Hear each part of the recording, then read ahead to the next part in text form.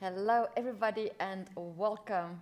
This is UzChess Cup 2025, and we're in Tashkent, Uzbekistan, and we're having second round in the tournament.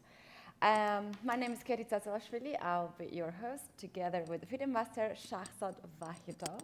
Hello, how are you today? Hi, Katie. I'm doing well, thanks. How are you doing?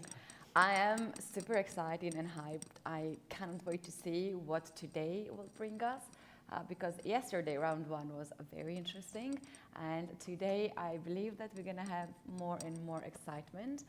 We do have 4 segments in the tournament. We have Masters tournament, we have Challengers and Future, as well as Open tournament for everyone. And the total prize fund of the event is $121,000 USA dollars. And this prize is divided into 4 categories. The games have been already started. Maybe we can go right away to the playing venue to check out the players and then bring the games on. Here we have the camera. We can see that all the participants of Masters, Challengers and Futures are playing. We do have this playing venue and all the boards are there together.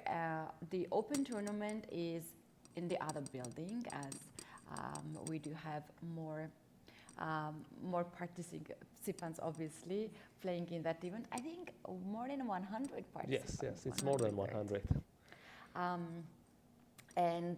Well, anyway, what do you have expectations? Is there any tournament, any match that gets your attention? So today we do have an interesting match. I mean, Uzbek top battle, maybe I would say. And already we can see some wild opening playing out. And that's between Vachier-Lagrave versus Nodirbek. Yeah. 2 locals. Actually, when I was looking at the pairings, that was the match that I was looking forward to see. We have Sindarov, who played a beautiful game yesterday. He says he's in a good shape. He wants to play a lot as he's not playing too much of classical lately. And I think it's very important to have this spirit, right? Yes. To be in a good mood. He won the first round, and he's playing his second game with white colors. And obviously we can see, even out of the opening, the time is like already 1 hour, 32 minutes over, which means this is preparation. So far it's going on. And I would say this is preparation for both players. And the opening pick eventually leading slight edge for white. Yeah, white starting first, getting a slight advantage. This is usually in most of the openings. We have Avdi Satrov on the other side of the board. I think another hero of the for the locals and the member and the lead of the Uzbekistan chess team. He also has quite a good tournament in London, as the team got the medal, and he was leading there. Must be also in a very good shape. Yes. And the thing is, both of them won the first round right now. Yeah. All right. Shall we take a look what is happening to the other boards? Seems like quite a nice start for all of them. So we have Pragg playing against Shamsuddin Vohidov, and we have English opening. C40. I thought it's C45, but it went with knight f6 and turned back to e5. Here, Shamsuddin Vohidov he's known for playing Queen's Indian defenses or Nimzo variations, but he went for e5. He went for typical English opening, but holding his positional play method, he went for bishop b4, e4, and d6, d3. Yeah, the game is going to be relatively close. We can expect. Yeah, I do have a question there. If we just go 1 move back instead of d6, what about if I just want to grab the pawn on e4, starting with take the knight on c3, and then take the pawn on e4? How white would react? Would you want to take with b takes c3 or d takes c3 first of all? D takes c3 would open up your bishop. Yes. However, b takes c3 has more longer term ideas. And after knight e4, of course, there is a skewer over those three pieces. You get your pawn back almost immediately. But let's say knight c5 wouldn't be ideal to go. But if knight f6, you would take immediately. And why knight c5 is not ideal? Because you can take first of all, but besides that, there is a d4 move you can start with, on which you can get some momentum and initiative. And after knight e6, even f4 is possible. Look at that. Yeah. You're ready to push the pawns. Yeah, and when you get so much advantage in the center and such a nice pawn structure, you are very much happy to have this position with white. So basically the pawn on e4 was not hanging, and that's why black simply ignored to take that pawn. It could be poisonous pawn to some extent. Yeah. So we have d6 and d3, and we can expect a relatively close, equal game in this game. I would suggest to go ahead and see the game of Arjun Parham Maksodli, because we do have something very interesting that we love to see, the moves like h4, g4. You know, like he just played h4 here. So interesting. Is this his home preparation? Considering his time, I would say it is, you know. It's not look at Maksodli. He's like, what have I done wrong? Why he played h4 now? Look at his body language. He could be also kind of trying to remember theory, you know? Yeah, he's looking around, looking the sideways, and that tells us like he wants to remember something on this opening. And it was Sicilian opening. Queen c7, bishop e3, a6, b5. So we call this opening Sicilian Nodirbek, right? And after knight c6, queen c6, okay, h4. I would say h4 is not probably in the top three lines. So yeah, I will actually double check. Let's have a look and let's check that. H4 is something. No, it was I played. see some games. Look at this. Oh, h4 is not the main line, obviously. But it is in top three. Yeah, but I would not expect so many games to be played here. Most of them are perhaps the online games. And after h4, bishop b7 as a main move. Black can respond with bishop to b7. And h5. h5. Whoa. And now you can respond either to stop this pawn with h6 or to ignore it. I just wonder if we ignore it and if we play knight to f6 in that position, will white go with h3 or h6, or what's next? And I see that there is suggestions of pawn push e5. Yeah, pawn push e5. Knight e4. But I mean, I would preferably just defend and not give opponent play. Yeah. But it turns out there is even an interesting move of defending pawn with a rook, but I wouldn't say that's a human move to do. Yeah, look at that. Oh my goodness, this is crazy move. Yeah, but f3 seems to me more natural. Yeah, we will see some dynamic game on this board between Arjun Erikaisi and Parham Maksudlu. Let's have a look at other boards. So we have Aravin playing versus Nodirbek Yakuboyev. And let's see how it turned out, because bishop is on d7 and you don't see bishop on d7 often. But I believe it came from, bishop f5. So d4, knight f6, g3. What do you say? He prepared against knight f3, g3 variation, and going to the side openings to catch him off the guard? I play g3 myself, and I do that when I want to take my opponent outside of the main openings that he plays. And this is a waiting move. So basically, you don't play c4 yet. You're waiting, waiting your opponent to, maybe change the opening. And also, if you want to play Catalan, the main line nowadays is d takes c4.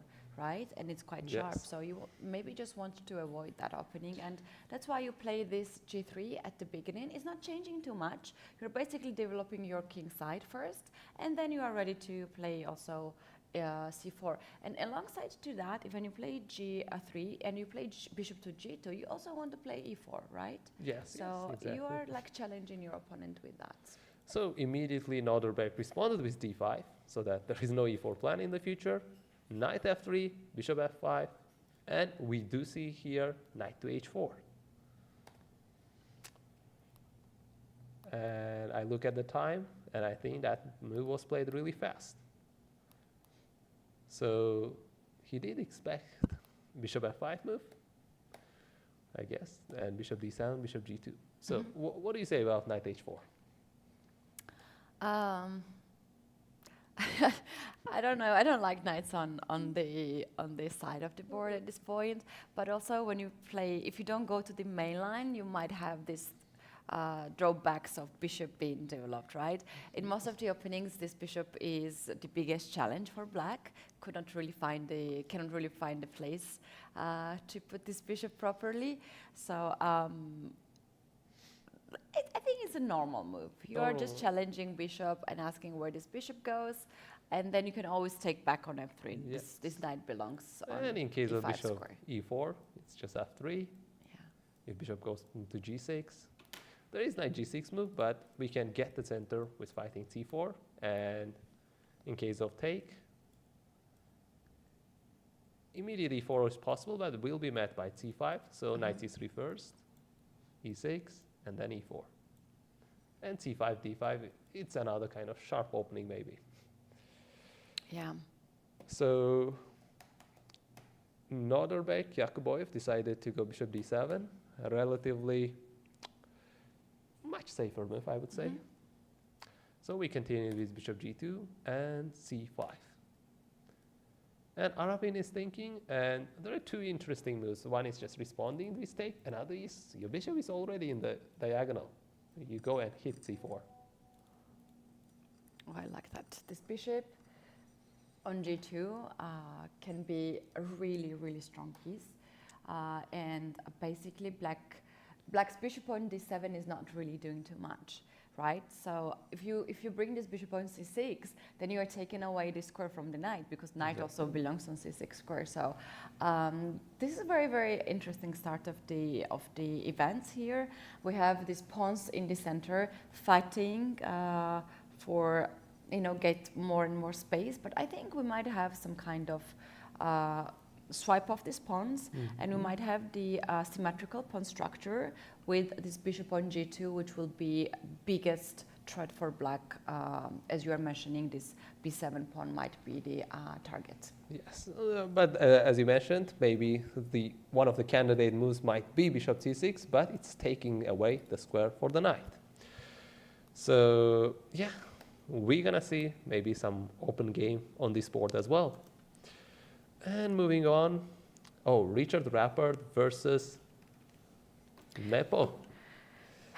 Richard has half a point. He made a draw yesterday, but Nepo lost the game. It was quite painful loss for him.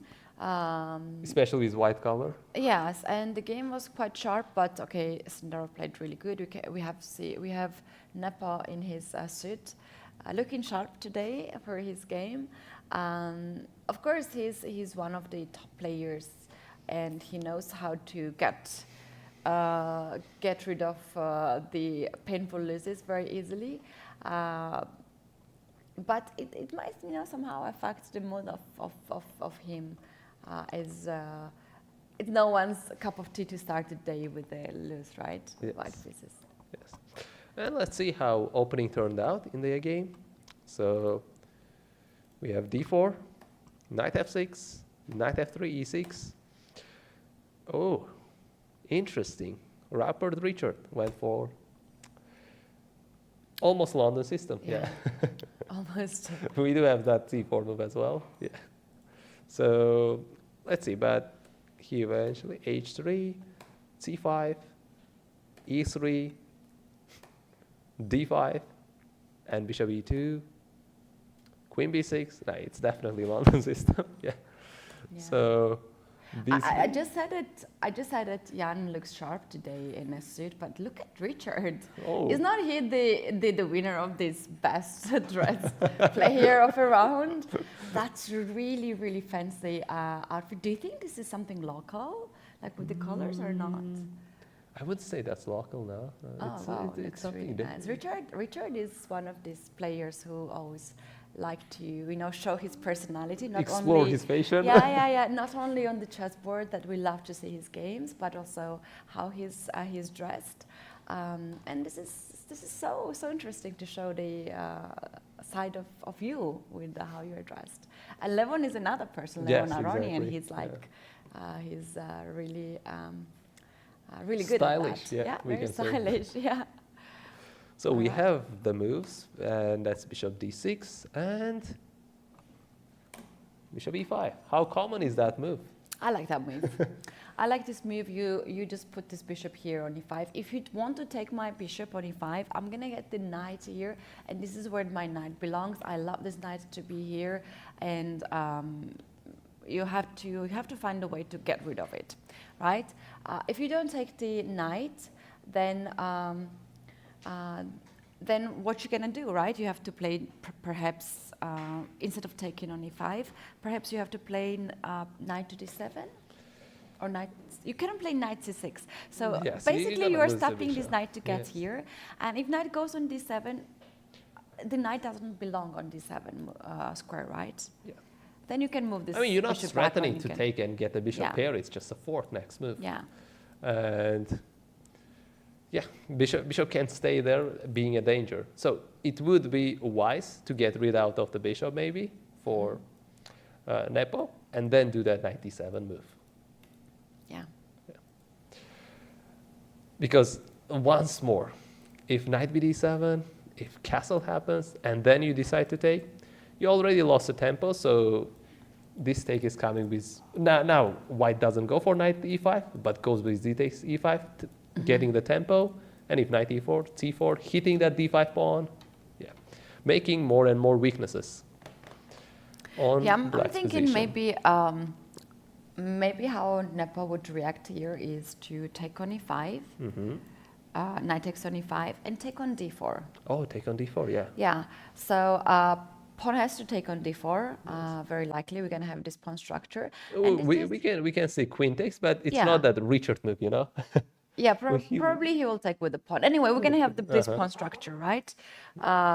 Which white has this c2 pawn, a little bit like backwards c pawn, and you can build up some game on that one. You can bring the rook on c-file and hit the pawn on c2. So this might be something that Nepo is calculating right now.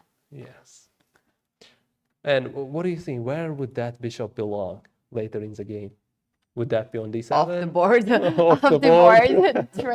Trade it with preferably with the bishop, light square bishop.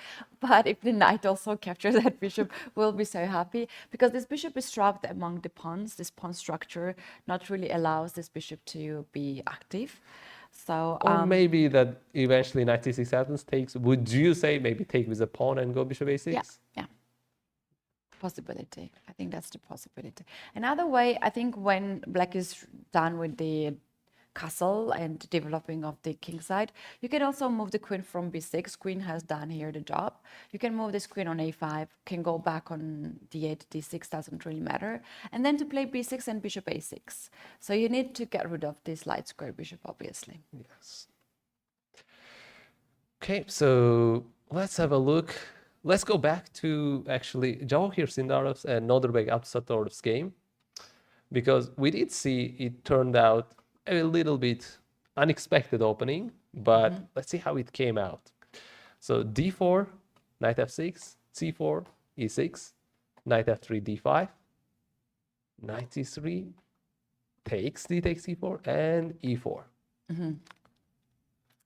Yeah, very sharp opening e4 here. I always like to play e3 to get my pawn back and then to have a strong center.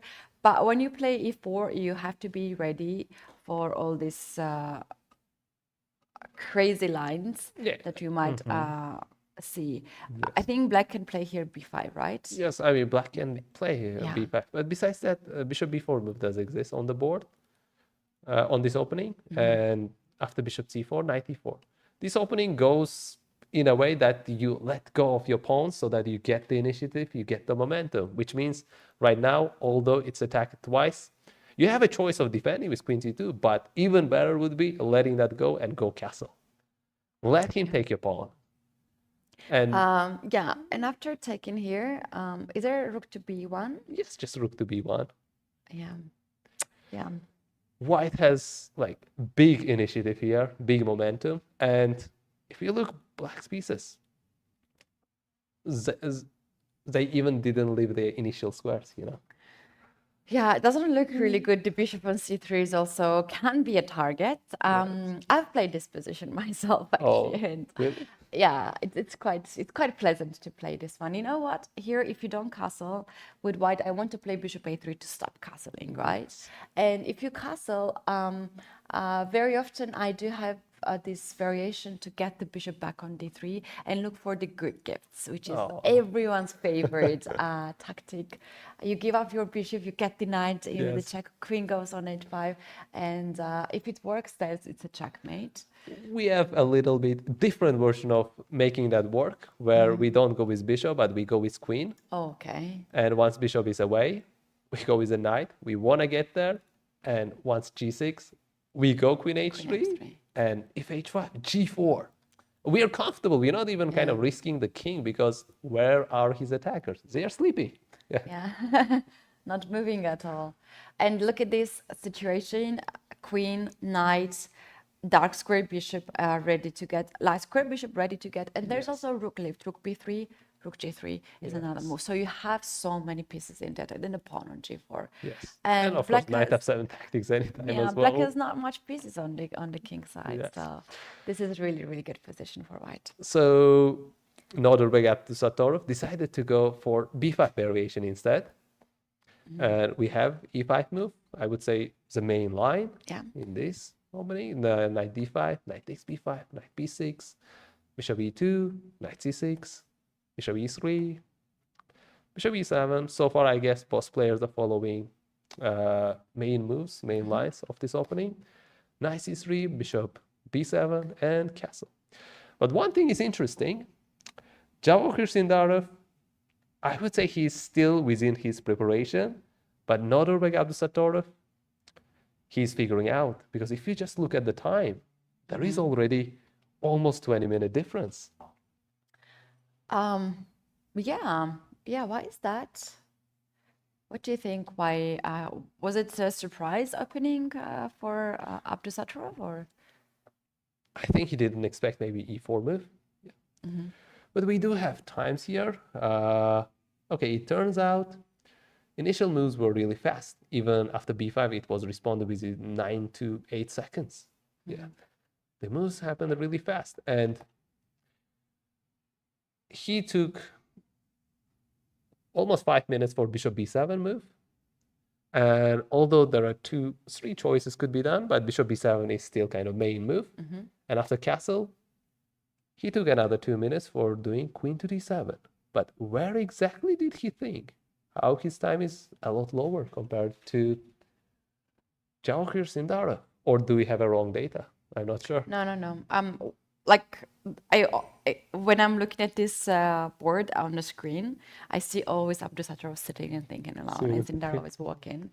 So very often this also shows us shows us that someone is in a home preparation, and we see Sindarov just circling like a shark. That's so funny. He's just like circling the board. And Abdusatorov, perhaps he's remembering the lines. He has a lot of knowledge of the openings, obviously, and he wants to think. And Sindarov again back in the camera. She's just circling the board. Like it. And Abdusatorov thinking, because here's a moment. If you give up your c4 pawn, which white will start to attack this pawn, you're not happy because you gave up so much of the space in the center. White pieces are more happy, and you have the pawn on c7, which is isolated pawn. Yes. Cinder has to stop doing that. He's not leaving his territory. He's just walking there. I looked a little bit of the variation, and we might have this scenario here after the initial move, which has been played. And Queen d7 was responded by. Oh, Queen d7 has responded. Okay. Yes. So what was White's move there? Queen to b1. Yeah. Yeah. This is actually there is a game of this one. I thought it was a mouse slip, to be honest, because Queen b1 is so unnatural move, right? What do you think the plan behind Queen b1 is? What's White's plan? Why exactly Queen to b1? Yeah, this is so mysterious. I have to make. I need to make Is it to do knight e4, and in case of castle, knight fg5? Yeah, and your knight is protected against any discovery attacks by this bishop. I mean, knight moving away and bishop opening up. Yeah, but there's a question like I could do knight e4 right away. Right. Wouldn't you be at the risk of any discovery takes? Maybe. So it's supporting the knight on e4. Another thing is that this queen has not. White wants to get the rook on d1. In this position, yes. And queen has not a proper square to go. If you go queen to c2, you will be under knight b4, right? Yes. And queen d2 is not the original square for the queen. Obviously, you want to control d file with the rook on d1 and perhaps somewhere to play d5 as well. And in some of the variations as well, there is move b3, like in Catalan system. So maybe that's why White is comfortable to be on b1, to push b3 later on. Yes. This is a homework that we're seeing right now. Yeah. And yeah, the first line of the engine. I just looked at that. Queen b1 is the first line of the engine. Yeah, yes. Queen b1 is the first line of the engine. Yes. Okay. So Sindar's home preparation is actually working out, and as a professional, as you know, when you prepare openings, the chances of it happening is not that high. Yes. But yes. Very often the opponent can also just deviate on the first move. And you are just like, oh God, why I spent 2 hours for this preparation? But this is the part of process. You play 9 rounds tournament, right? And when you are preparing for one game and it's not happening, yes. Very likely you're going to have in the other game. So it's not time spent wrong. You're gonna have it, and also you're just getting into the shape. You are just remembering more and more lines. So. And the thing is, they are both professionals. They have been playing already over 10 years, I would say.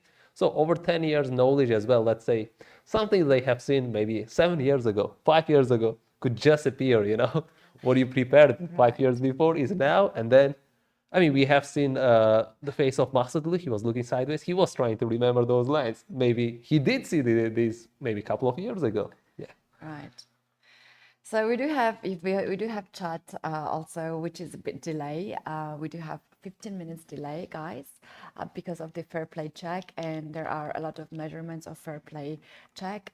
And you guys, thanks very much for watching us. Let us know if you have any questions about the event, and if there is someone who can count how many times Sindar circulated the board at this point when he played Queen to B1, would be really, really fun. Yeah, okay, he's passing again. He's doing that all the time. For the statistics, it's a really big playing venue. He couldn't go anywhere, but now he's here. Yes. He's here. He knows this territory. Yes. Okay, and that's also quite interesting how long it will take Abdusattorov to make the move. Queen b1 has been played in 30 seconds, so it was pretty fast. Castle was also made in 50 seconds, less than a minute actually. So I would say this is the home preparation for Sindarov. Yeah, it seems like it. His time is never came close to below 1 hour and 30 minutes, so He's always kind of above that threshold. Yeah. Yeah. Okay, so I guess Indar's keeps passing and moving. Yeah. So we can move on to other games and to challengers maybe. That's a very good idea because I think more or less we have covered the openings, and now players are taking some time, to think and go through with the openings. Is there any matchup that gets your attention? For challengers, let's have a look from the first board. We have an interesting opening already played out. So that is played by Andrew Hong and Vahidov Jahangir. And let's see how things turned out. E4, E5, knight F3, knight C6, and we have classical opening, bishop C4, bishop C5, C3, knight F6, D3, D6, castle, castle, rook E1. There are some common draw ideas, knight G4 back, yeah, F6, but okay, A5, stopping B4. It looks similar to yesterday's games. I guess it was between Aramin had knight A5 idea. Pragg versus Aramin had knight A5 ideas, yeah. And okay, we do have A5, bishop G5, H6, bishop H4, G5. Would you say they are both in home preparation so far, or was there a deviation? I think at this point, this opening is so heavily analyzed that I would say this is a home preparation.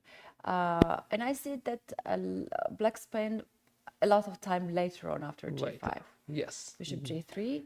And now he spent for Bishop A7 a lot of time, right? We have 7 minutes spent for Bishop A7, and we have knight to A3. That's a bit mysterious for me because when you play G5, you know that your opponent will play Bishop G3, right? There's also knight G5, but that's too early to sacrifice the piece for 2 pawns. And then to think of Bishop A7, 7 minutes, that's... Was it because he was not expecting Bishop G3? Maybe he was expecting knight G5 move. I wouldn't say it's knight G5 move that he was expecting. I would say maybe it's analyzed, but after Bishop G3, he was just trying to remember openings and how to structure his pieces. As we can see, Bishop A7 as a top engine move. So it's, I would say, still within home preparation, the opening. And knight A3 is similar. Okay, second best line, but it's at the top, yeah. So yeah, this is so heavy theory, right? So many games have been played. I don't play E4, I don't play E5, but I know this opening because I have seen all my life doing commentary on this opening. I learned so many ideas. I'm not a big fan of it, to be honest. Like, I prefer to see Sicilian every day, anytime. Same. But when you're playing the tournaments like this, you want to be stable. You need the more stable opening, and this is something that you can look for it. And then we have a G4 move, and I'm like, how to end this sentence? I said you want some stability and some solid opening, and then Black just goes G4 here and opens up his king completely. So yeah, I'm taking my words back. This gets really interesting now. What is the idea of G4? I mean, it's hitting the knight. So if knight moves to H4, I guess it's the knight H5 is coming. Queen F6, or to G5 even. Yeah. That would be Black's idea, probably. But one thing that is interesting is White can just let Black take his knight and go Bishop H4. Okay, let's take it. Let's take it. This looks wild, but it's kind of making sense. Because after take, this bishop is far away to get to E7. It's not gonna get there. So you have this dangerous pin. What about King G7 here? King G7 will protect it, and there is a slow progression with Rook AD1, pawn knight coming into the game, pawn here, knight getting in, and we do see bishop h4 was played in the game. Okay. And Oh, g wow. takes f3 did happen in the game. Oh, wow. Oh, and queen takes f3. Yeah. Oh, wow. So This is very interesting. yeah, I You mean, just sacrifice a piece for a pawn and for the initiative. for the initiative, yes. But here's the thing, you can't really get off the pin, right? There's no any other move. If you play here bishop to g4, You're losing the knight. Yeah. yeah, You gotta protect the knight. and you have extra pawn, so if black cannot really give this knight back. Yes. King g7 has to be played. And I guess it was played. Yeah, it was played in the game. And yeah, the thing is, it's easier to play with white right now compared to black. But yeah, white should be careful of black's maybe some kind of protective moves and counterattacks, because g file is open, but you have to readjust your pieces. How you have to figure out how to get the king out so that your rook is gonna get into the game. So there's not easiest way to get this knight back. There's this idea of playing knight to c2. But for black, I would say maybe you have to remaneuver so that the protection is there for your knight. Yeah, Maybe you cannot do this knight e7, knight g6. That would be fast, e7 but or- yeah, you cannot do that. There's another idea of playing rook h8, h5, rook h6. But this also weakens more the king side, so you have But to be I like the idea at the end if you place your rook on g6. But the thing is, are you doing that on time? Because it's gonna be knight c2, it's gonna be rook d1, it's gonna be d4. It's gonna be striking, knight opening up. e3 and knight e5. Yes. So we're playing this one with white to push d4 to cut the bishop and to get knight on e3 safely. Yes. And basically this knight from a3 has to go on d5, and that's when you're gonna win the knight back, right? Yes. Oh my goodness, this is crazy. This game is gonna go wild as well. Okay. So let's have a look at other games. So we have Nijat Abbasov versus Gulruh Begim Tokhirjanova. And let's say e4, c6. Okay, we have Caro-Kann. Variation, bishop f5, knight f3, e6, bishop e2, knight d7, castle, c5. Both players were playing fast, but what is interesting is after c4, Gulruh Begim Tokhirjanova started to take time to think. And according to computer's evaluation, c5 was a mistake. But I guess maybe she did realize, and maybe after c4 she was like, did I confuse the opening, you know? Did I confuse the moves? Yeah. Somehow I play myself Caro-Kann, and if your opponent is not making the forcing moves, which why did not go for that, then you might get really confused with the variations. And is it like, do I play h6 here? Do I play c5 here? Do I just play f6 as well? I have this option too. How much time she spent for c5? It was within a minute. Yeah, it was 58 seconds. Yeah. Looks a little bit inaccurate to me.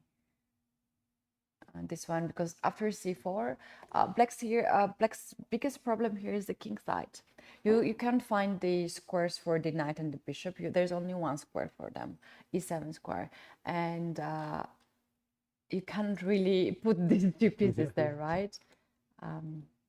So this is a big issue. And while white is now opening up the center, attacking the center, and next move knight c3, bishop to e3, you are already asking a lot of questions in the center, like how you are going to hold it. If you play knight e7, then you block the bishop on e7. Exactly. So I would say black would face a lot of struggles in the development process right now. It would be a big deal to get out of the opening in a kind of steady way. Oh, we do have some more moves. We do have some yeah. more? Oh, So we after do. c4, d takes c4 has been chosen Right. because we saw knight e7 is not Knight working. c3. Knight c3, Knight e7 now, and And we have bishop it. takes on c4. Yeah, although it's machine mistake, I mean, it looked to me very natural, like that would be my first response. Yeah. But because knight e7 was played, it turns out there is bishop g5 you can move. Yeah, and pin that knight. And place your knight on d2 and maybe take that with Ooh, I c4. like that. But it depends. But because you're giving up this pawn as well. But it's in the case of that queen goes out of the way. But queen has to go out of the way so that the development is complete.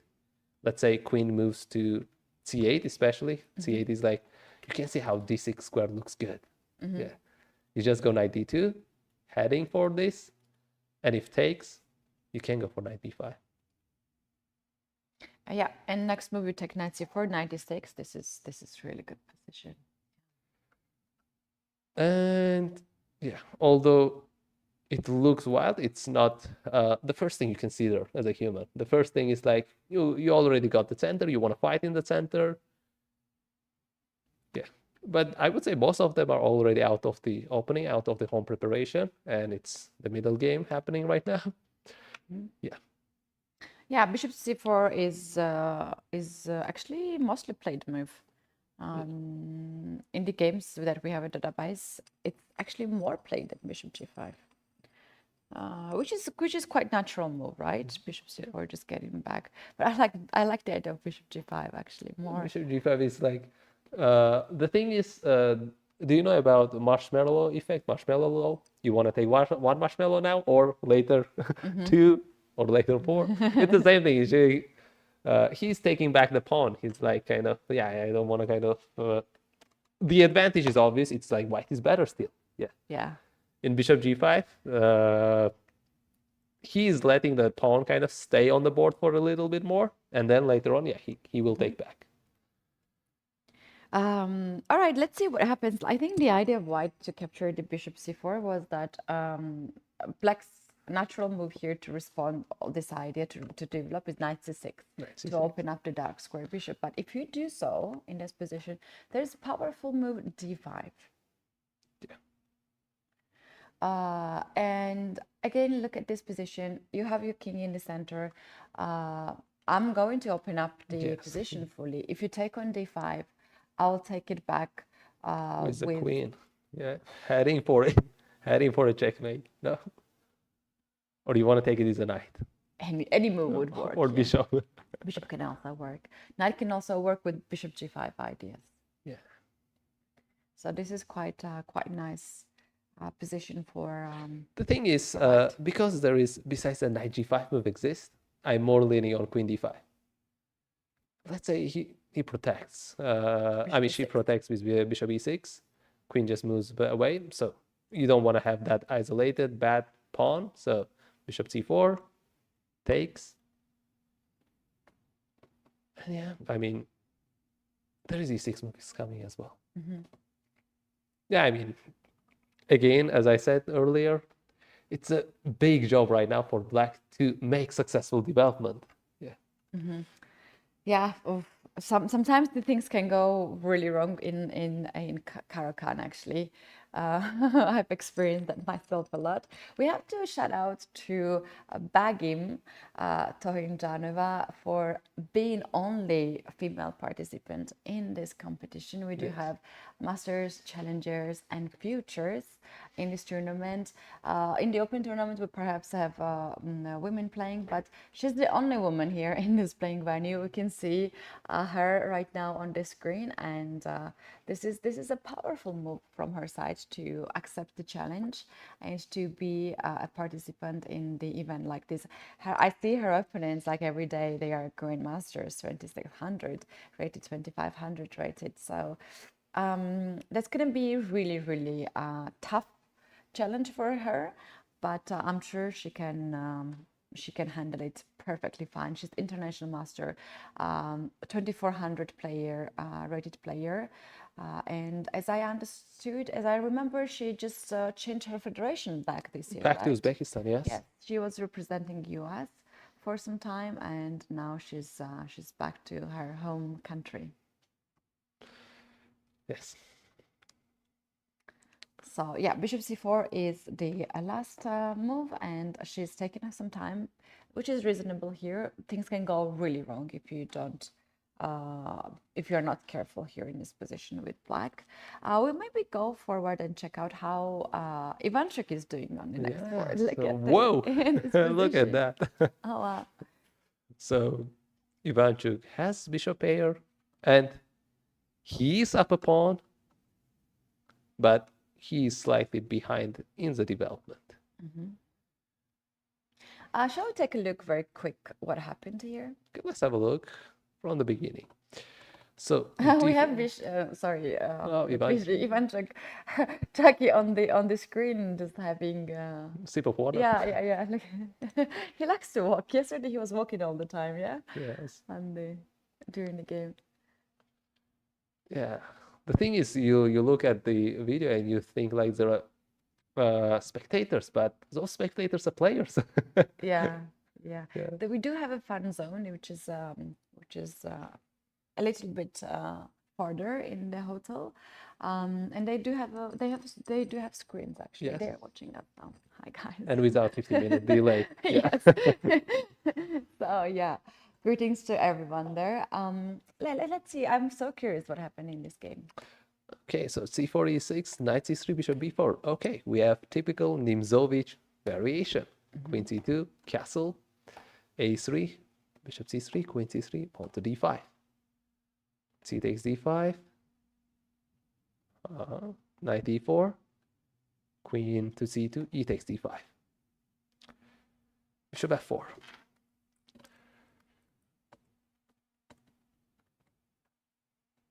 How common it is to play bishop f5 on this opening?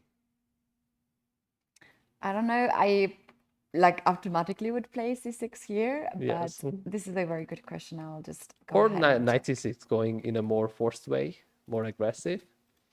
yeah, knight c6 is the main move has been played here.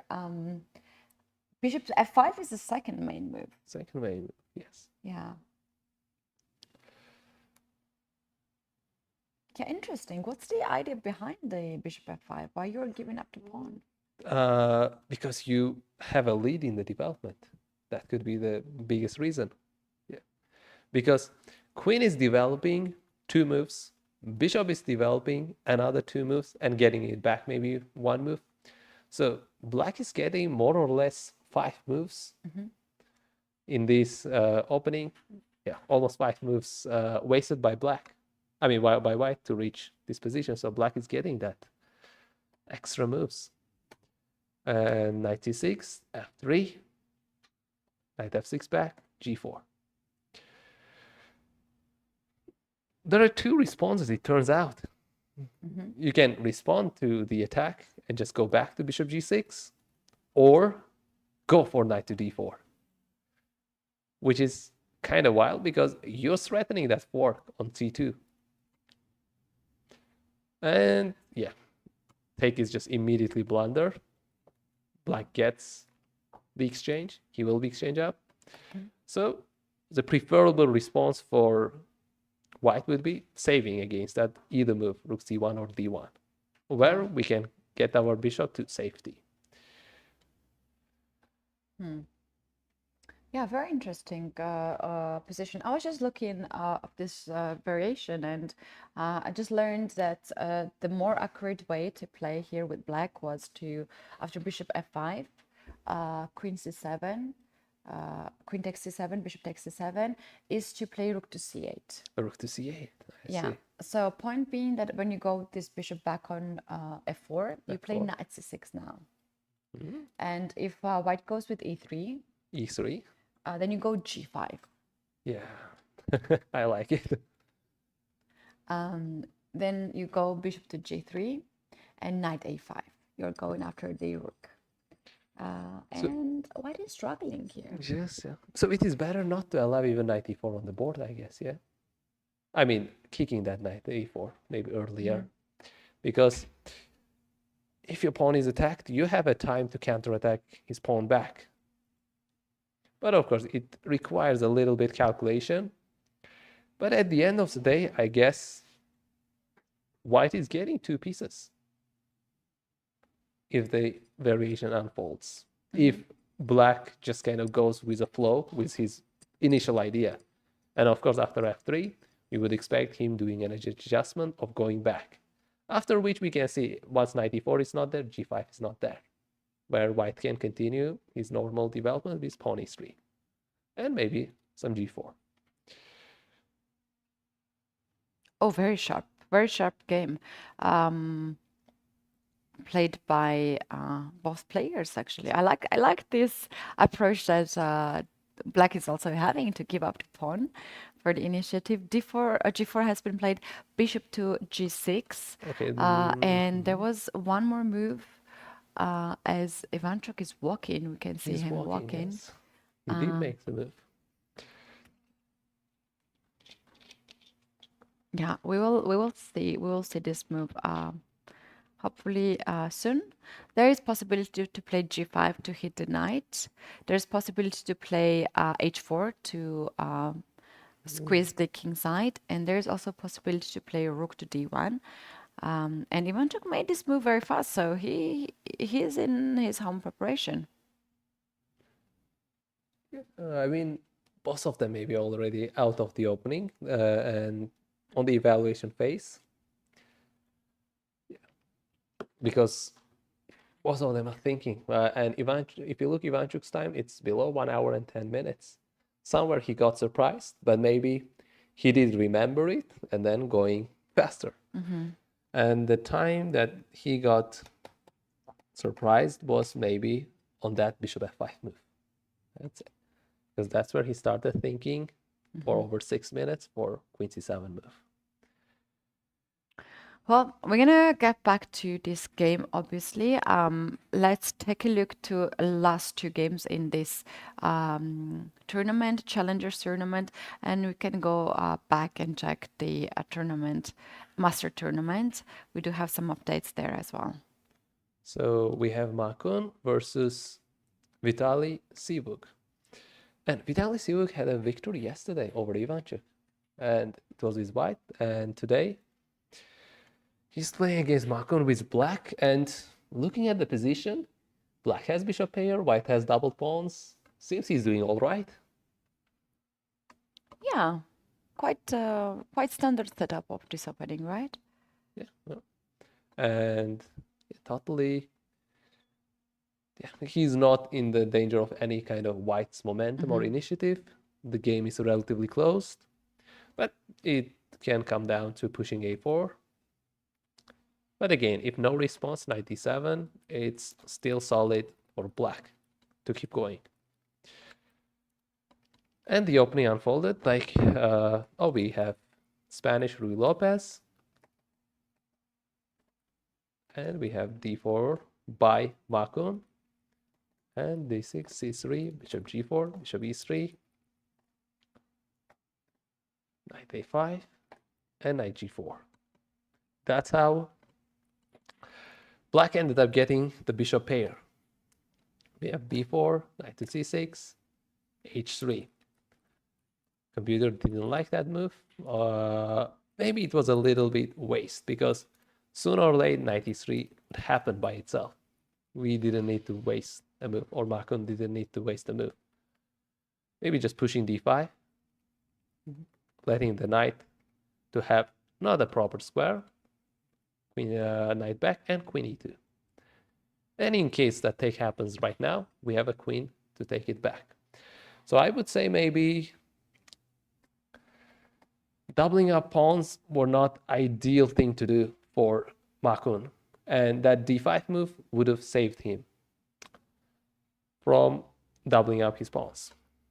Which means it gives a chance after knight e3 to take with rook e3. And in the case of h3, after knight e3, you don't have choice to take with a rook because your knight is under the pin. You're gonna lose the pawn on d4. Yes, you're gonna lose the pawn on d4. So yes, and eventually we do see the computer evaluation that is saying h3 was a mistake. Okay, we have a4 as expected, and even no response seems steady, but we need to protect that rook. So knight d7 would be protection for it. When takes, you can take it back. Yeah. So Yeah, looks quite solid position. Let's take a look at the last game in this tournament, and then we can go back. to Things are Masters, heating up. yes. Yeah, things are heating up there. So let's have a look. It was a game against Nikola Theodorou versus Muhammad Zahid Suyarov. So we have knight f3, okay, ready opening. And if you noticed yesterday as well, he went with knight f3. Knight f3, g3, bishop g2. Castle, d4, d5, c4, c6. Okay. We have seen that game yesterday. Very similar structure. Also, we didn't go deeply on it or dive on it. It was played between Tohirjan Gulrukhbegim versus Vakhidov Jahangir. And we have a4 move today. There are no takes. I'm going to the symmetrical, almost drawish position. Yeah. We have a4, d takes c4, knight a3, knight a6, knight takes c4, bishop e6, b3. I guess white's playing really steady, and c5. And bishop e3, I guess. Oh, bishop a3. Yes, bishop a3. White looks nice. What do you say? You prefer white's position, or black is kind of managing to equalize it? Oh, well, I do like here white's position because white has more active pieces. I love the bishop controlling the long diagonal from g2, attacking, not attacking, but like targeting b7 pawn. And not a really big fan of the knight on a6. I wish this knight is on c6 to control the center better.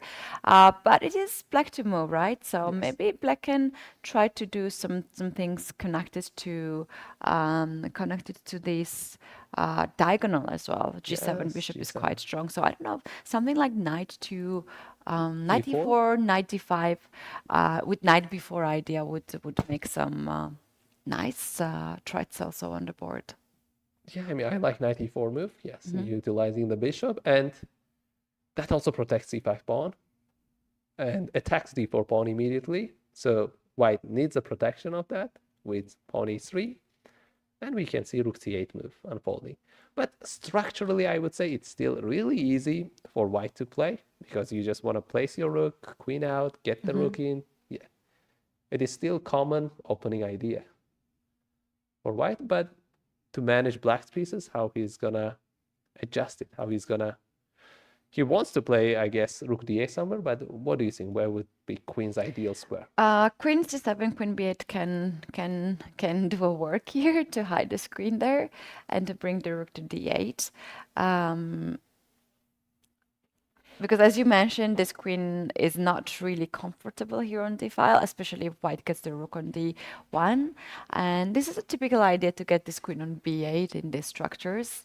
For the moment, obviously, we will bring it back, but queen c7, rook to d8. In case if white goes rook c1, you can also just go queen to b8. Yeah, I think slightly pleasant to play here with white. Yes. Yeah. And we have a move, and that is bishop d5. And I guess, yes, the game can unfold the way we were describing, maybe with rook c1 anyways. Yeah, I like bishop d5 as well. This would be my second choice in this position. Put up the fight against the light square You bishop. want to take and get the free pawn? I know. No, I would not consider that. And I would not consider to let this But yeah, light square bishop be there. I'm a Catalan it's- player. I know the power of that bishop. It's for a moment, yeah. Yeah. No. No. No, Okay. don't do that, guys. Don't give up the bishop for the pawns. Let's Shall have we a go look. back? Yes. Shall we go back to the Masters? And we do have some developments. I think we can start to check out what is happening in the game of Aravin against Nodirbek Yakuboyev. This was the game that we left some time Ago, yes, and we do see bishop placing on c6, yeah. c4 was played in the game, e6, backing up, defending, takes with a knight. We have knight c3, and we do see bishop c6 although we said earlier it was knight's placement, but yeah, in the moment, I guess white's knight h4 move allowed that bishop to be aggressive, resulting in black to place his bishop on c6. Yeah, white decided to take the knight on d5 in this position, and point being that if you take with a pawn, you allow me to get the knight on f5 first of all, and you might also just have the isolated pawn on d5. Yes. And here in this position, even if I just castle with white or take the pawn on c5, I think I'm quite comfortable, right? If you play bishop e7, I play knight f5. And Next d move takes I want to c5. take, yeah, d takes c5. And I'm very, very comfortable there. But you can take with the bishop as well, right? But this allows me to play e4. Before, I think. But there is this sneaky move of bishop to c4, controlling the diagonal, and you don't have a queen a4 check because then I have b5 and I'm not losing the bishop. But how about you just get this queen back on c2 and you trust to play b3 next move and win the bishop? It's an interesting idea, but the thing is, when queen to c2, when opponent develops his knight c6, he's developing fast. He is developing really fast. And besides that, there's knight b4, knight d3 check, which is making the king very uncomfortable as well, not just queen.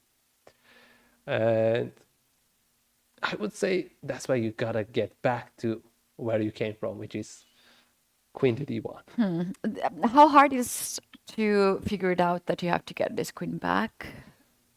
If It's you not- don't, I if mean- it's not a home preparation, if you analyze this board, this position, you would go for it. You would go, you don't have a lot of choices to consider. It's either queen a3, queen c2, and queen d1, and I guess it would be easy to choose queen to d1. But the question is, would you even want to go for queen a4? Do you want his pawn to be on b5, where your bishop can be more powerful, hitting on that diagonal, or you want to go with other option? Queen a4 has both benefits and drawbacks. The benefit being that your bishop becomes even more powerful. Yeah, interesting. And it is Yakubov's turn now to make a decision to take with the bishop or to take with the pawn. We're going to wait for that, but I say the party was going on the game of Sindarov and Nodirbek after Saturov. A lot of people were observing that game. Yes. Let's see what is happening. And as usual, we don't see Sindarov on his chair. He is still walking and confident. Yeah, just passing by. Yeah. Okay, we left on queen b1 move, and castle did happen, and we did see knight e4, h6, and rook d1. So the game unfolding the way Yeah, we if you thought. don't play h6, white want to play knight g5 and knight f6. If you play h6 there, and you will be checkmated. So black had to stop this knight going on g5. So we have h6. I mean, for the viewers, we can show the moves. Let's say Rook d8 a or d8, something. yes. Okay, d8, we have knight g5. Although bishop g5 did exist, but in case of h6, we have a beautiful discovery and going for a checkmate. Okay, so h6, stopping the knight from getting to h1, I mean g5 square, rook d1, we have rook f d8, and I think this is the first time Sindarov took some time to come up with a move after rook f d8, but he ended up with one of the kind of best moves on the board, and that is just going to knight to c5. The idea behind this, first of all, forking king, queen, and a bishop, and getting that bishop pair. But secondly, besides that, if bishop c5 does happen on the board, he's taking, opening up his rook, and once knight d5, it can be protected, although double attack, he's gonna take the pawn and be pawn up. We might see this as a kind of how the game might unfold. But the second way this game can unfold is queen going back to c8, protecting. I wouldn't like it much as black, because after take, you're still Knight. really passive, and queen e4 coming and pinning you. So no, not ideal. Although you say, oh, it's not technically not a pin, I'm just going to go out, protect it. There is queen g4, and suddenly you don't have any almost defenders around your king. Yeah. No, yeah, this is very tough position for black to handle. I want to take this bishop h6, and if you move the king away in this position, then Maybe queen to h5. Hit it. yeah, I was also thinking to get this knight around and then to free the square for the bishop on f3 as well. So many ideas, so many ideas for white, and it's quite a rich position for white. And we're talking about the king side, right? You cannot really joke on that. And we can see that black has only one bishop to guard the king, and the rest of the pieces are on the queen side, a bit far from all the action. Yeah. I mean, time difference, okay, it lowered down to less than 20 minutes, I think. Okay, but still Sindarov is ahead, yeah, in the time as well, and in the game he looks much nicer, much better.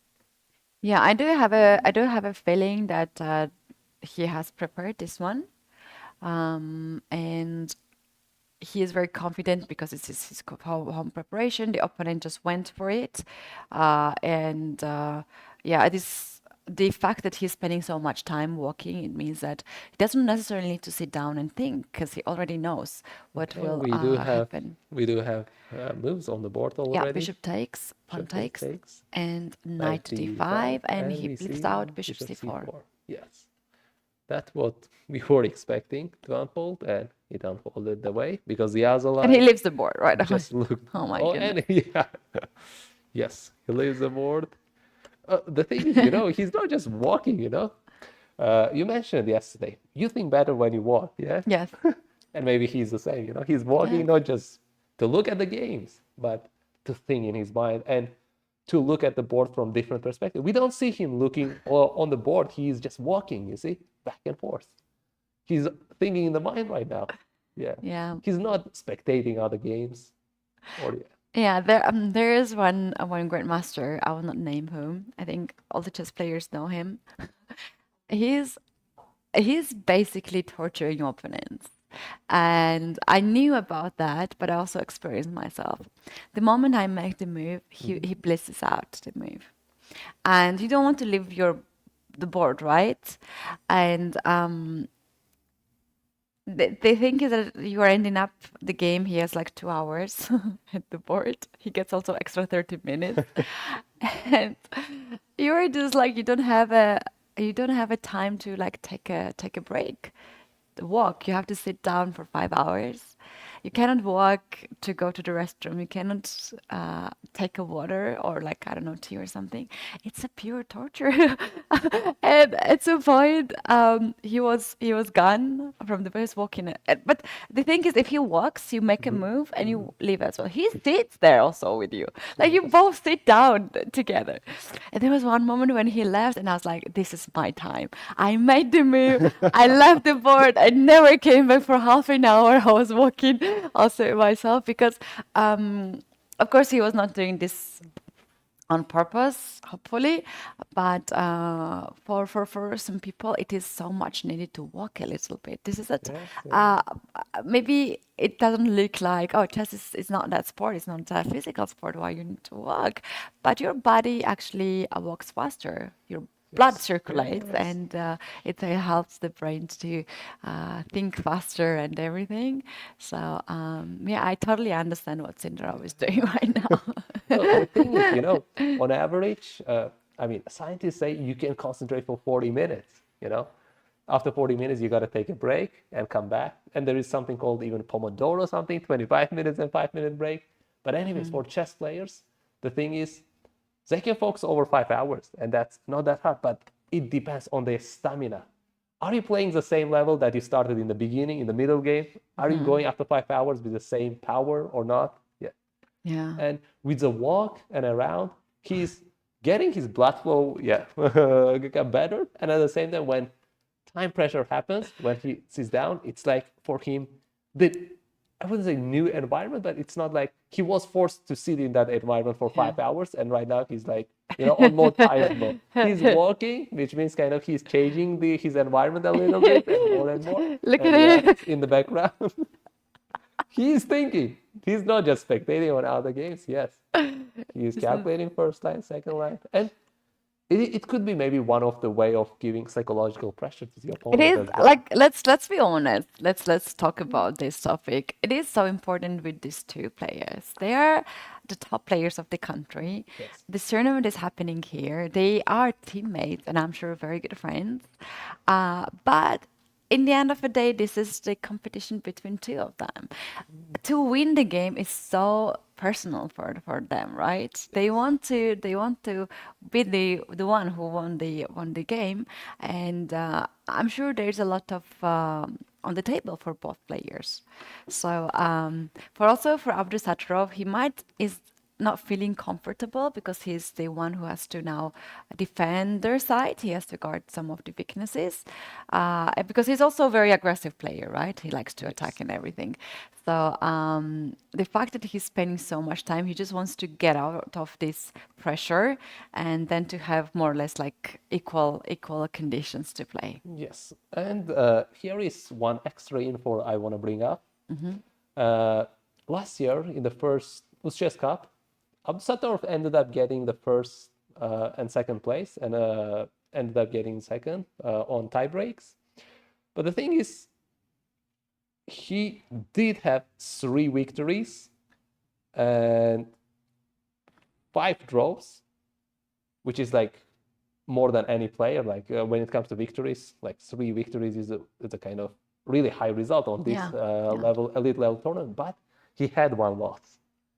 Oh, okay. Who was that? And that was against Sindarov. Yeah, I see. There's more things happening. Yeah. So Sindarov did end up beating him in the first UzChess Cup. Yeah. He got the point. Yeah. And now it's a kind of revenge play, but Yeah, it's a still personal ahead. match. Yes. It's a very personal rematch, guys. So a lot of fire on this board. Yeah, looking forward to see how it's gonna continue. So far, actually, it's not so bad for Abdusattorov. He just wants to make sure that he has a fine position and the things are just going well for him. It's a bit unpleasant, obviously. White has this pair of bishop advantage, open position, and some ideas to attack the king side or to control the center. But it's not very tragic for black as well. Shall we take a look to the other games? We had so many interesting scenarios on the other boards. The game that was interesting, Arjun and Parham Maksodlu. They take some time as well. Okay, yeah. So h4, that's where we left the game. And that's when Parham fought for 15 minutes to make that knight f6. And we have h5, h6,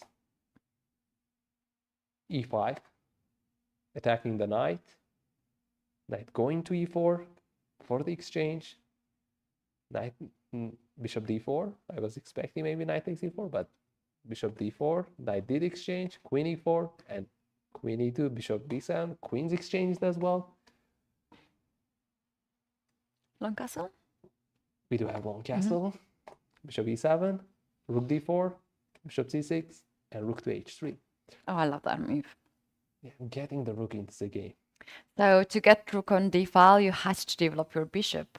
Yes, but then the pawn on g2 is hanging, so it's possible to give up this bishop pawn and then take on g7, but probably did not really worked. So he has this very nice chess rook lift, rook h3, rook to d3, and you're leaving the bishop on f1 for a moment to guard the g2 pawn. Maybe you're going not after d7 because it seems well protected, but you're going after g7 maybe rook g3. g4 and yeah, rook to g3. Yeah, that also looks quite tempting. Okay, that was an interesting pick. What do you say? Arjun Erikaisi, is he more positional player or dynamic? It's very dynamic. It's very dynamic. Yes. It's very fast and dynamic player. Yeah.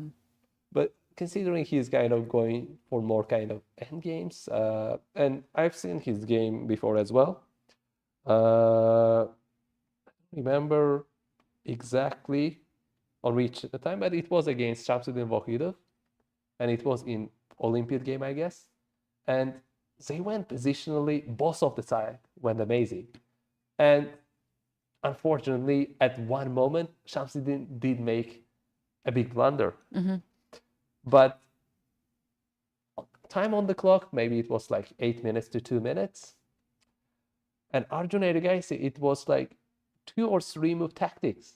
But I would say, fortunately for Uzbekistan, he did end up missing that. And Uzbekistan ended up making 2-2 draw against India. Yeah, well, the thing is, it always matters like how much pressure he has, or any player has. It can be a pressure, it can be tiredness, it can be just, you know, I don't believe that he did not say 2 moves. Like, at this level, these guys say tactics like 20 moves, actually. So it probably was something that bothered him at that moment. But other than that, he's very sharp. He's very fast player, as we can see on the clock. He's like playing very fast, and he's always well prepared for the event. So this is the home preparation, which actually costs Max Outlaws some time. There's not too much of time difference though, like only 10 minutes, is it? And the game is slowly heading for the end game. Yeah, but this is the end game where I think white is very comfortable to play. Yeah, I guess this d7 pawn would be the eventual goal if bishops get exchanged. And the thing is that e5, I mean, in the endgame, you don't push your pawn too far. You won't, because they would be exposed and they would be easy to attack for the opponent. But in this situation, they are acting like the pawns that is making opponents d7 and g7 as weaknesses, like backwards pawn. So they serving a purpose. I'm just thinking, what is Black's next idea? Is he going to castle here? I wouldn't say short castle. Maybe a long castle would be his eventual idea. To go the other way, because if short castle, you would be meeting the rooks. Yeah. Yeah, this is very powerful. Rook g3, rook g4 idea. But here's the thing, like let's say you long castle. Okay. I go with rook to g3. You go rook to g8. I guess with dg8 or h.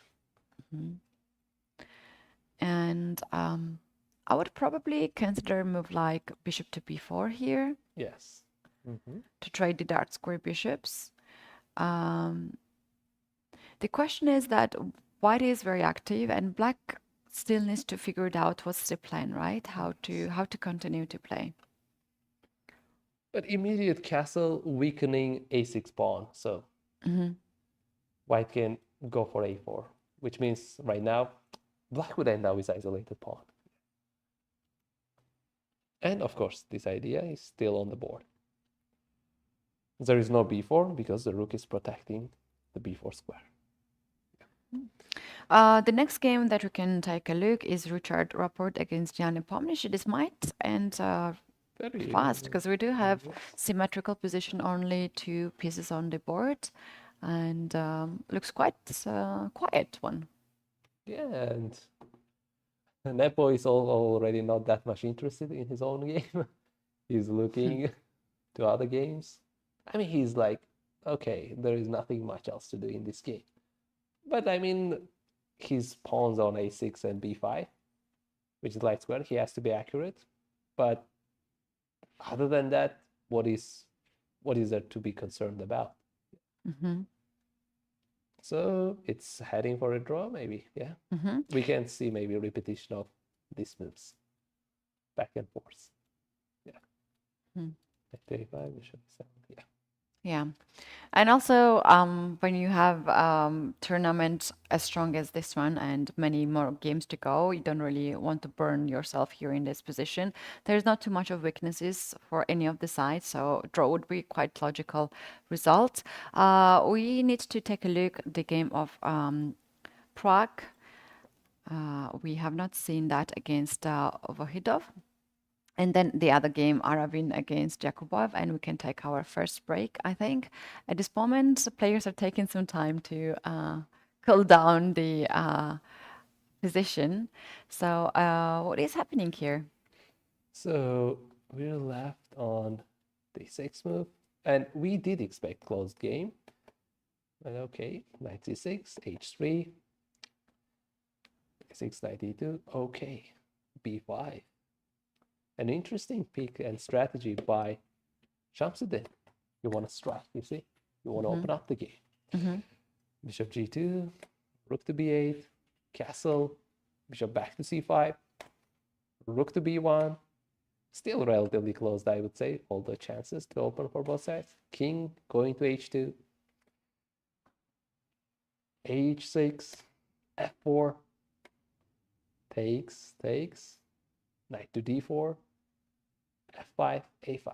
Yeah, I used to play, and I mean to this day, I still play this opening, and the idea is kind of simple for white. You know, you go f5, you go g4, you get your knight on g3, you push to g5, you just go aggressive, hitting the sun and everything. And the thing is, if your opponent just plans around without striking you fast, you would be successful. But as we can see here, once f4 is coming, Shamsuddin immediately taking the pawn, the take, knight to d4, hitting that knight, and we can expect after f5, yeah, pushing pawn to a5, yeah, not giving time to play, but still kind of g4 looks the proper idea to go to knight to g3. White or black is kind of planning counterattacks as well, and especially it's on the queen side, taking control, and in case of those g5 stopping the attack, the knight h7 moves exist. And the thing is, I do play a lot of bullet games, and I have seen these plans like a million times. Yeah.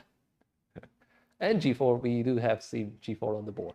Yeah, looks quite solid for both sides. They have ideas, but also they have counter ideas to stop attack. And one thing I noticed is, interestingly, after b3, all of the white pawns would be on the light squares, and almost all of the black pawns would be on the black squares, except f7. Yeah. Oh, yeah. That's a good observation. Wow. That's funny. Let's take a look at the game of Arvin against Yakubov, because we have some updates there, and we are ready to take our first short break. So we do have knight d5, bishop d5, and e4, and what we were expecting was bishop c4, but we do see bishop c6 going back. And it's a mistake because white has some momentum with d5. More or less, it's kind of the same game we looked, but queen a4 didn't exist, and white is already placing his pawn on d5, which means he's slightly ahead in the move orders here. He won the tempo, you can say. And the idea could be placing that bishop on c3. So b3 wouldn't be the ideal way to do, but bishop d2 to bishop c3 would be nice. Okay, so we did go through the games, and I think we can just be back on Sindarov's game. And yeah, I think this is a key game for us today, and quite sharp. We have some more moves. You can maybe take a look. Yes, and the game is still going. Slight advantage on Javohir Sindaros, and on the clock as well. On the clock as well, on the game as well, and the question is, he is right now on his seat, and Nodirbek Abdusattorov is out working. It's now his time to walk. Yeah. Oh, well, such a nice start of a day. We do have, I think, the much of a day that we're going to mainly focus, and they have not disappointed us. And you guys, we're going to take a break right now. It's going to be a short break. Don't go anywhere because we will be back shortly. And by the time we're back, we're going to have a lot of games to analyze. See you soon.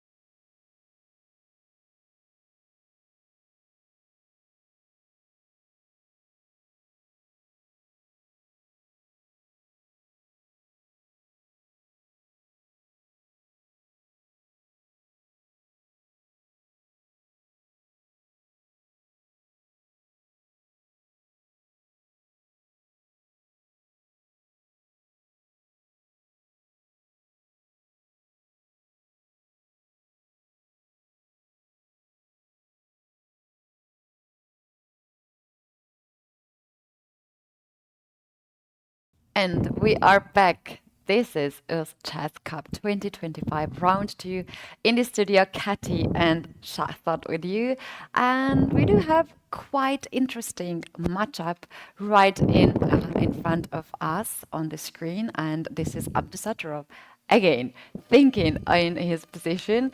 This is the board two, but I think the most sharp game so far as we started. Is there anything else that gets your attention besides this match today? I mean, there are some matches going on as well. Yeah, especially the game that is between Aravin and Yakuboyev, because it looked that Aravin is catching up and getting advantage with white. But if we jump to the board one, we can see that the game right now even is slightly better for black. Yeah, 96 is coming, which means he's managing. The game is turning into more dynamic mode. And earlier, before e5 move happened, my recommendation was just maybe placing the bishop on just c3, bishop d2 and c3. It looked like black's counterplay is only stopping the king. And that's it. The game is relatively closed. However, after e5, he takes d5. I mean, it's clear why he played e5. He wanted to get his bishop really active. However, it's immediate kind of question mark that is given by computer. And the reason is because the game is heading from comparatively positional nice advantage for white to more double-edged dynamic game and momentum for black. E takes d5, bishop d5, queen d7, and bishop e3 is played. And we can expect knight c6 move next move, and that is hitting on e5 pawn. Yeah, e5 was a very interesting decision by Aravin and quite surprising. He took 8 minutes to make this move. And then the question is how he's going to guard the pawn on e5. If you just play f4 in this position, Oh, that would give this too opens much up exposure. Yes. yeah, the king is already struggling to castle. It's in the center. Black needs only one move to castle on the long side. But even in this position, you can play something like knight b4, attacking the bishop on d5, and looking for some checks on d3. And you cannot really stop me getting this knight on d3 next move and make sure that white king will never castle in this game. Yes. Yeah, I would agree with you. And it's not easy to stop even bishop e4 move. Yeah, knight d3, first of all, just by itself works effective. But besides that, you can go bishop d3 and now giving the opponent the choice of taking and leaving the king taking and making his king uncomfortable to on f5 or e2 square, or getting knight c2 check anyways, which is going to be a fork to his king and a rook, resulting in losing exchange. Queen d2 has been played. We have received a move by Aravin. He wants to castle on the long side as fast as possible to make sure that his king is safe there. But the question is, after queen to d2, what happens if I just capture the pawn on e5? Is not this pawn just hanging? It looks like it. Yeah, this is very interesting. We're gonna take a very short break, and we'll be back in few. Quick technical break we have, yeah.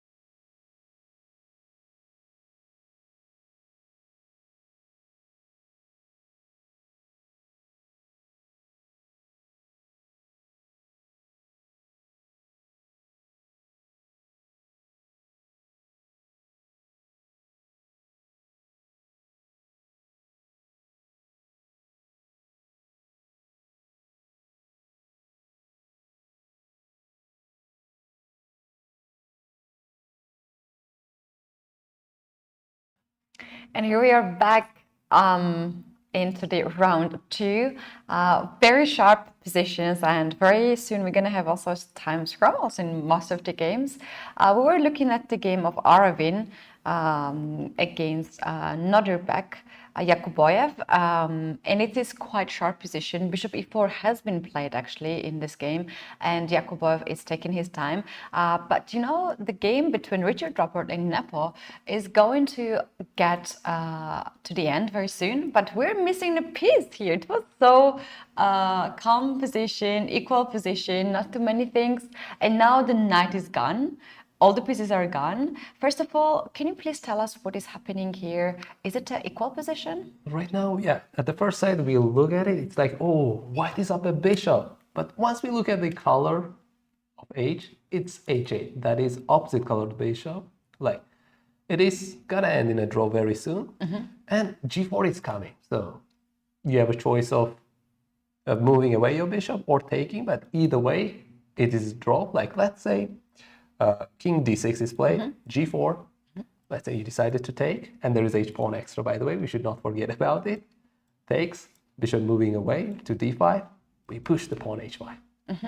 Bishop f7 or king e7, doesn't matter, king e6, h4, king d6 back, or f6, h3, so there is no way to kind of hold the pawns. Yeah. So eventually ending up more or less to the draw game. Shall we take a look very quick what happened, how the knight disappeared, why Nepomniachtchi decided to give up the knight? And it did disappear very recently, just 2 moves ago. But let's go back of this situation. Well, even earlier, it turns out white Rapport was pushing for slightly to the win. Takes, take. Like, white is up a pawn, but black is taking back literally next move. Knight to d3, bishop f3 check, king to d7. And here king to d7 was the important key move because all other moves would be resulting in a loss. King c3 we have, king e6, and the goal is to reach this pawn as fast as possible. And because after king d4, right now king has to pick between 2 pawns. The knight c2, king went forward and let go of this pawn, but it was already pre-calculated by Jan, I guess, because after king takes, you don't have much. This pawn is just pushing forward, getting to the queen. And we know that knight is not the best piece to stop the passed pawn. Yeah. Bishop is much better in that sense. So it was all planned to give up the knight for the passed pawn and to make sure that your king is close enough to the opponent's king side pawns to be traded. Very nice decision by Jan Nepomniachtchi. Yes. And yeah, f5, knight b4, and we can see the game ending very soon on this board. And it already passed over 40, move 40, so we can expect that time got added. And we can see Jan's time is close to 1 hour and 30 minutes. Yeah. Starting time. Well, yeah, we might have this game starting soon, but we have to go back to the game of Sindarov and Abdusattorov. This game is not disappointing us at all today. They have played a lot of moves. This was the last situation we saw here before we had a break, and they played a lot of moves. Let's take a look what happened. So there were some exchanges. Bishop d5, takes. And it looks like opposite colored bishop. The bishop pair gone for white. Queen c3, defending e5 pawn. Bishop c8, and getting that rook out. The rook is into the game. Bishop d7, bishop d2, remaneuvering, hitting a5. But more like getting the rook into the game, opening up the rook. a5, knight to d4, exchanging. The thing is, we know if the exchanges happen, if queens and rooks is out, it's like close to theoretical draw. But the thing is, game is not heading for positional way, it's heading more dynamic way, and we did see very interesting move. Queen h4, push to e6. Oh, that's very interesting move. So you are too many pieces are hanging here. So let's take a look first. What happens if I take the knight on d4? That would be really, really kind of good thing for white if that happened, because after take, you are close to promotion. Rook e8 is the next move, and not right, and you really cannot stop that happening. Yeah, you gotta be a little bit careful on knight e2 check, fork, if you want to kind of indent queen or take that rook. But yeah, the rook is on e-file still, so it's taken care of. Yeah. So this is winning for white, so you can't really do that. But you can. Let's take a look. Well. Let's take a look what happens if pawn takes pawn on e6. Yes. And that move happened in the game, and right now, and we can see Sindar is thinking. He's on his chair, and yeah. So we can expect knight to c6, or what do you say? Should we keep opposite colored bishop, or should we go for knight e6? Yeah, so if we go for knight e6, then we can play the position bishop, that square bishop versus knight, which is very good. But I think the most practical chance for white here to go for the win can be to take the knight on c6. Opposite colored bishop. No, Yeah. what are you saying? Not waiting for a draw? I think because white has this initiative to hit the king side, g7 is a target. Bishop is hanging. I will get the bishop probably on the d4 very soon. Maybe getting even like more aggressive. Yeah. Yeah, well, it is opposite color bishop, but white has the initiative, which can turn into the situation where you have actually extra bishop in attack. Yes, yes. If it is double-edged game, if it is not positional, actually opposite color bishop works out as an extra piece in the attack. So this is one way that is possible. Another way is just to keep it more simple and to play knight e6 instead of that is also a possibility. And to play this position, knight e6 here, the pawn on c7 is hanging. If you take this knight, I take with the rook. I have a feeling that we have knight on c6 now in this position. In the previous position, we had bishop. Yes. I think as white, I would prefer bishop to be there. Yes, yeah. Knight is a tricky piece. Knight seems to be kind of playing some moves. It's getting to the game. It's going to knight d4, attacking. And c6 would be kind of supporting the pawn, and knight has some freedom to do some actions on the board. And knight f5 would be defender of g7. Exactly. So Sindar is taking his time. He has plenty of time, 45 minutes, and Abdusattorov has 22 minutes. And this is move 25 at this point, so they have to play 15 more moves. Do you think that we might have some time pressure for Abdusattorov in this game?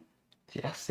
I would say, although it's like 15 moves to add 30 minutes on the clock, it doesn't seem the game would get to the easy part in that 15 moves. We have a move, and it is a knight takes e6. That's the Sindarov's decision. Okay. I mean, he's eliminating any chances of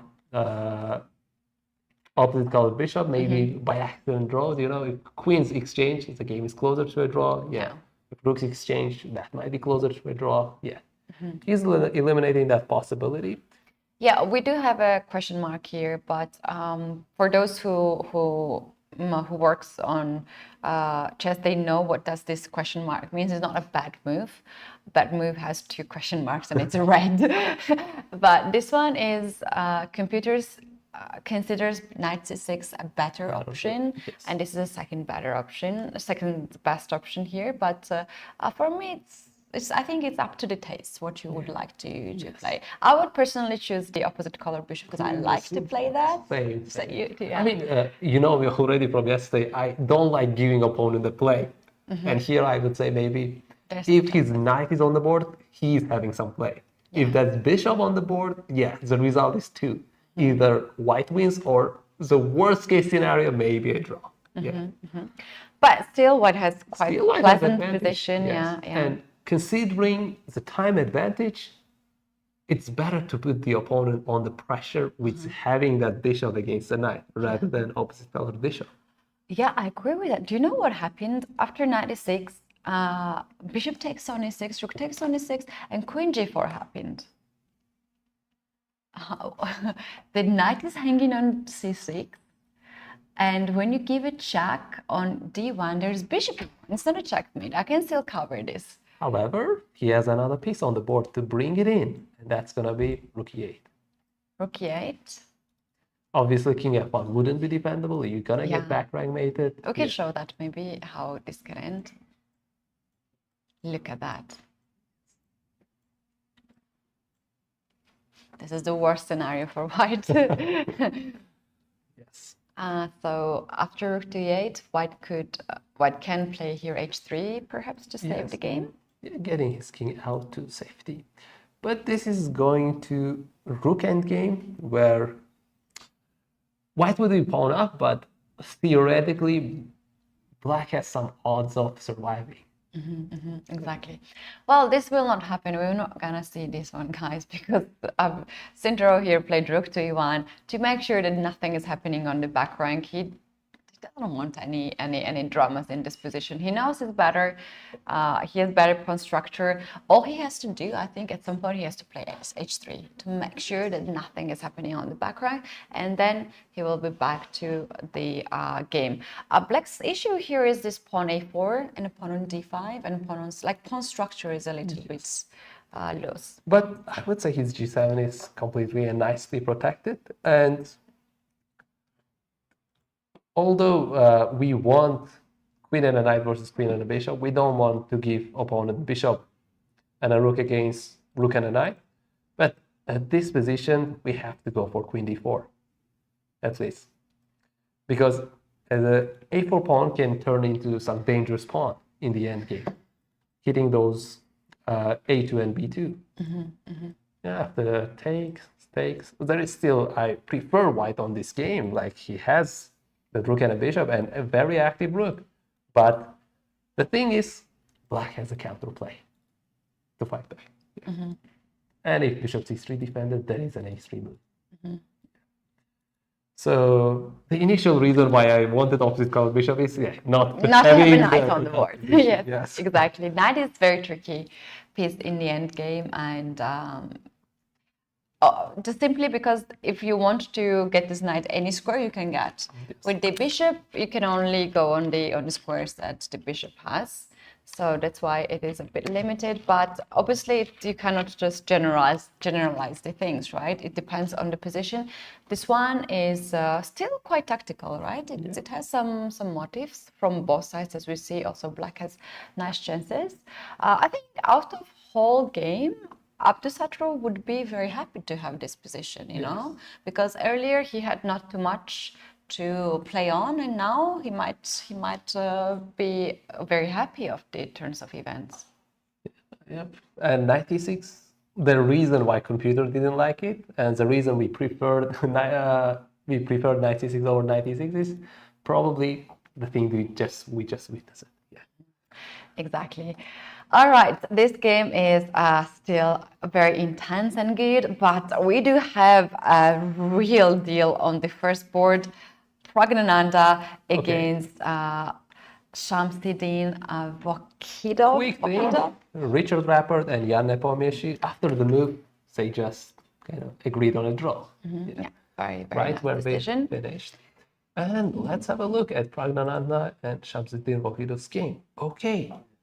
White did sacrifice a piece, and we do see kind of g4, g5 pawn. Oh my goodness! White is a piece down now because it was a sacrifice on h6 probably. But let's get back and see how we reached on this position. f5, that's where we stopped. a5, g4. Okay, this is a common plan so far. Bishop a6, b3. Okay, so that kind of beautiful pawn structure, everything on white. c6, and we did see knight g3, knight h7, the fight back for g5 square, and we see knight h5. On knight h5, we witnessed g6 move, on which Shamsidin expected for Pragg to go back. However, Pragg chose very dynamic and aggressive action. And that is bishop taking on h6. Bishop takes h6. Oh, g takes h5, which ended up being another mistake mentioned by computer. But the point is, white wouldn't take g takes h5, but g5, leading to take that pawn, leaving take that pawn for the queen. King h8, queen h5, and rook g8. Oh, we just kind of started that attack. And the thing is, what's upcoming is even interesting. That pawn can go for g6. Yeah. Hitting that knight. And we have a kind of checkmate scenario. Bishop f8. That's a lovely move. Oh wow, that's a really nice game. And yeah, we're gonna see the continuation of this one, but you guys, we're taking a short technical break. We do have a guest in the studio, and we'll be back shortly.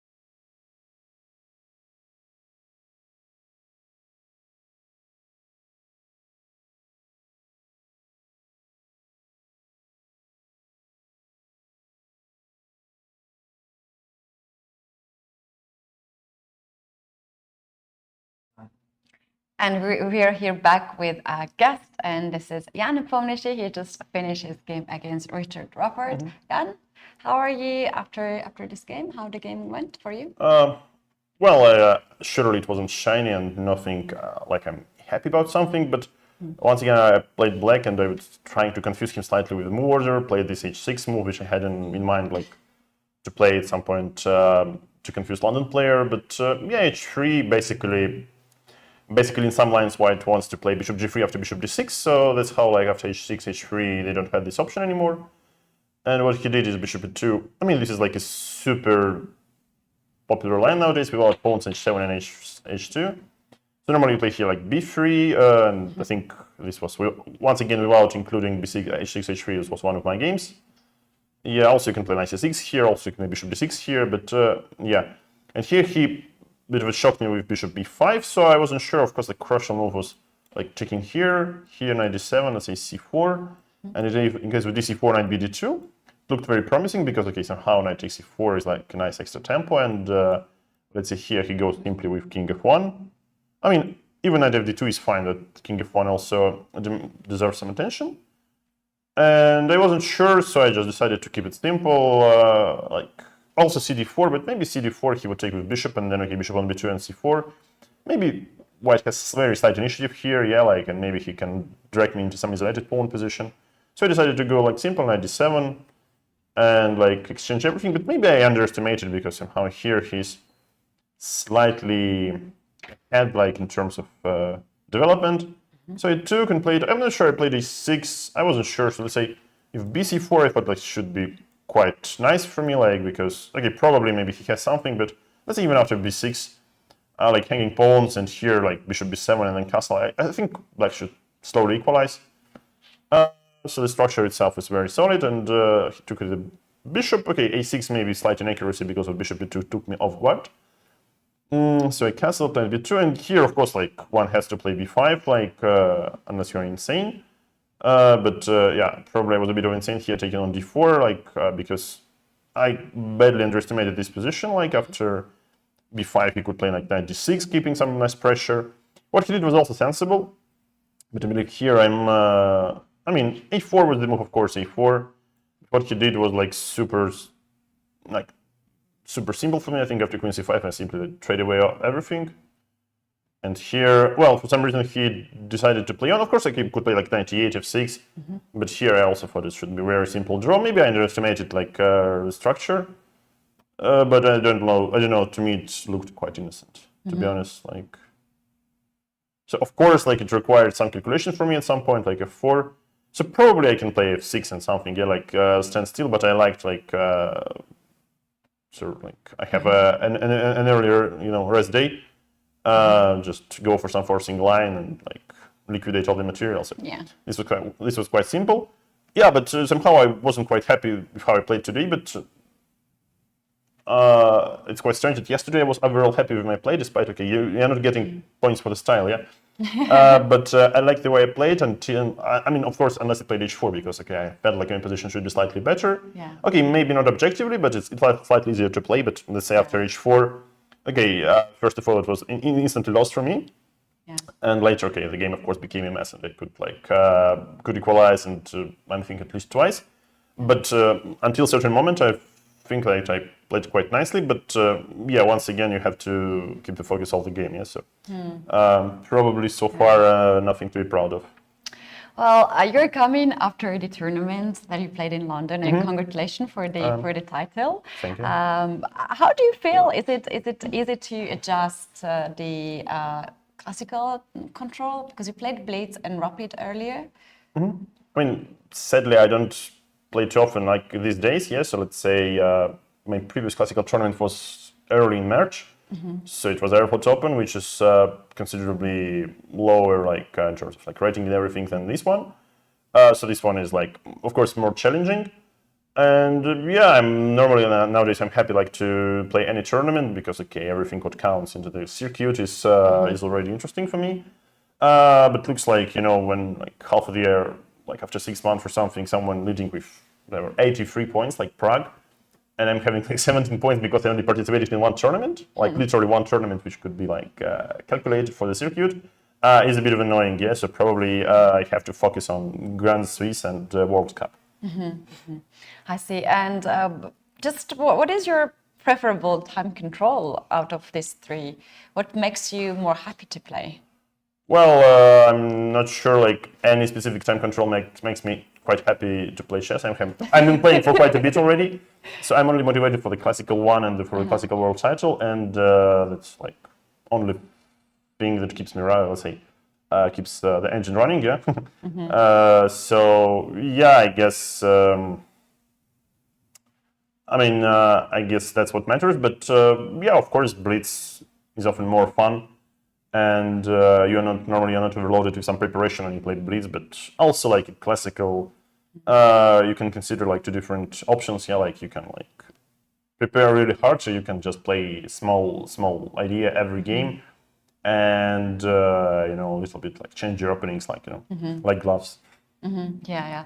Yeah, and do you mind if you take a look at sure. the other games too? We do have quite interesting two games. We have Pragg against Vachier-Lagrave, and we do also have Sindarov against Nodirbek. Which game would you like to? Maybe we can do the Pragg one. Okay, like Pragg is pressing. So what he did in the opening, is like makes quite some sense. Yeah, this system, I think, and probably Vachier wasn't quite aware of like possible like problems here. But I think what he did was quite sensible. And okay, once again, you low f5, it's like a bit of the commitment, but probably you have no real choice. Like, yeah, you have to low f5. But what he did was quite nice, but I couldn't understand why did he, you know, start some counterplay with e4, or at least prevent white from pushing with something like knight d7. it looked to me like very natural, so white needs quite a bit of a time like to build up an attack here, and then I go with a4, c6, bd5, and everything. Yeah, but what he did, okay, a4 looked nice, but here somehow also like knight h7, like super sensible once again, yeah, like you prevent g5. And here, like, the position is super solid, but then somehow he decided to open up things on his own, which is, to me, I mean, it's a bit hard to understand, like, why exactly did he do this, but probably some miscalculation, so here he probably missed g5. I think whenever he missed g5, it means that, like, the game is pretty much over, so I'm not sure what's going on right now. So at least engine suggests, like, white is doing quite nicely. Yeah, the problem, like, both bishops, like, on c5 is on a, and on a6 are a little bit, you know, out of play. So, yeah. Well, I mean, still not over, not completely over, but of course it looks like, I mean, if white calculates well, I think white is about to find, like, a finishing blow. I think he captured the rook, was it? Rook yeah, I mean, capturing is fine, so king g7 is forced, and maybe something like even like bishop h1 I would consider, and rook g1, and then rook g8. The worst case. Okay, then, so like now knight, you have knight e6, so somehow g1 is covered by the bishop, yeah? So that's why, like, smart agent starts even with knight e4, wow.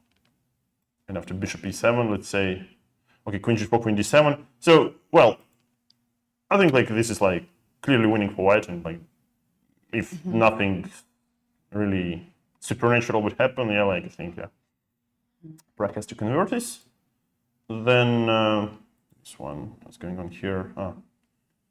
So Nodirbek played a little bit fish opening to fight, but okay, I don't think he expected his opponent to be prepared, but okay, I have to give credit for yesterday's game for to Java here. He played, like, really well, despite, like, he gave me some chances, but okay, that's, I mean, that was already my problem, but what he did, like, he found, like, all the very good moves, at least until he got some advantage, yeah, so he played nicely. Here, well, okay, this looks, I mean, the problem with this line, if white knows what to do, probably, like, sometimes you go, like, a 5 here or something. So I'm not sure what exactly he blundered, but yeah, this is, like, the typical problem here. If white knows, once again, it's just worse without too much fun, but somehow, yeah, he's tricky, and also here e6 was good. Oh, we were thinking here, instead of taking on e6, what about to take the knight on c6 and to play the opposite? Yeah, it's a fine positional idea, but maybe I mean, once again, I guess he kind of underestimated queen g4, and here you have to be precise. But yeah, of course, like, I mean, both ways, white is much better. Also, here can take on e6, so basically maybe here it's even, like, better. So maybe he was afraid of, I don't know, whatever, like queen g4 here perhaps, but here queen e5 is winning. So this was probably more precise, but yeah, knight e6 is probably a poor choice, and I mean, suboptimal choice, of course. So here, of course, like, white is pressing, but somehow here, yeah, the endgame, I mean, at least now black has some nice chances he had to liquidate to 3-on-2, so you'll see.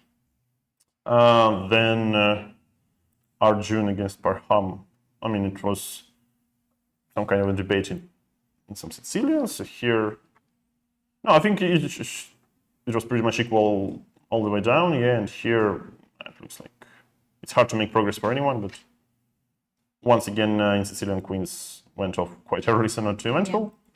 And Nodirbek, Yakubov against Chitambaran. So, I mean, okay, at this point I was a bit, like, surprised, like, with the opening, so I wasn't quite sure what was happening, so knight h4, I mean, doesn't strike me as a good move because of, like, bishop e4, and then, like, you're committed to play f3, and then your opponent plays c5 at once, like, without c6, so without losing any time. But yeah, knight h4. I mean, it's hard to be serious about this move, but okay. Yeah, so here I think, yeah, this looks like very good for white. So here what he did, he prevented him from castling kingside, but maybe, like, engine suggests, like, bishop d2, queen c2 castles, maybe you can castle another side. And here somehow, I don't know, like, it's very unusual position, so no surprise, like it wasn't some engine precision here, but here somehow, like, knight b2 was very imprecise. Somehow, like, bishop e7, according to engine, is nearly winning, but okay, why is that? I'll probably just go rook h to d8 and you just attack white's king, but this is a little bit too much, yeah? Like, if you see this, yeah. I mean, like, also, it's quite lucrative to just capture a pawn, like, for nothing. But let's see, rook a b1, probably bishop c4 keeps some material advantage, yeah? Yeah. Also looks quite normal, but yeah, probably black is placing here. So that's my daily recap. Yeah, thank you so much. You were so quick and fast. Okay. Tell us how the Uzbekistan treats you here. How do you enjoy your time here? Is it your first time? Have you been here? No, definitely not the first time. So let's say, would it be like 6 years ago already? I played some friendly, I suppose, match against Nodirbek Yakuboyev. So because he was like the most promising out of the kids, and he was slightly more, you know, he was a bit older than others, but. But what shocked me that exactly the same time, I think it was April 2019, exactly the same time, Boris Gelfand was having like a training session with like promising kids here. So like, let's say many of, also maybe everyone who some years later, several years later won the Olympiad, was there. So I mean, it was clear for me that yeah, chess is being taken seriously here in Tashkent, and also. I guess, yeah, of course, I played in Samarkand a couple of years ago, where like famously got penalized for the night opening. Yes. Yeah. You remember that? Yeah, also happened here, so and probably I'll come back to Samarkand for the Grand Swiss. Yeah, very likely. Oh, that's good. So you have quite a history here in the country. Yeah, the history is massive. And looking forward to have more things coming. Thank you so much for coming. Thank you. Have a good rest and best of the luck for the remaining games. Thank you. Bye.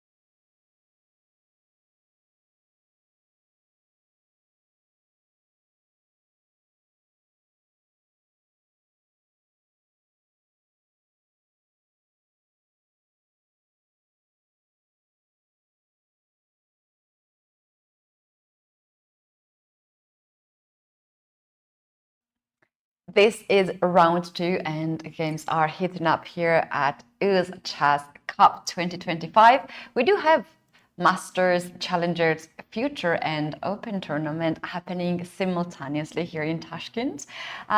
We have covered a little bit everything, all the games with Jan Nepomniachtchi, who was our guest. And I think we can take this moment now to take a look what is happening in the Challengers tournament. And we have very, very interesting first board here. We do have a piece sacrifice that happened earlier, and white is now keeping the pressure on f6 knight. But I was so curious how the bishop ended up on a8.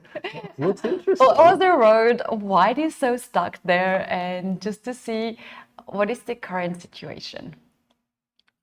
Okay, so let's have a look. Where we stopped, that's the sacrifice we have analyzed earlier on. And knight c2, bishop e6, bishop d5. Okay. The first bishop move that started going to a8 was the bishop d5 step. After queen e7, we have pawn to d4. We're coming to a8. And the interesting thing is, what do you think here? White can just simply draw the game, just going back and forth. Giving a check. And back. You couldn't really avoid that happening from black, right? You have to repeat the position. Yes. And yeah, we'll soon draw. And here, white decided to play for the win actually, and went for king h1. Computer is evaluating as a mistake. Maybe it gives the time to position his piece, to position black's pieces better. Yeah. And knight to b8.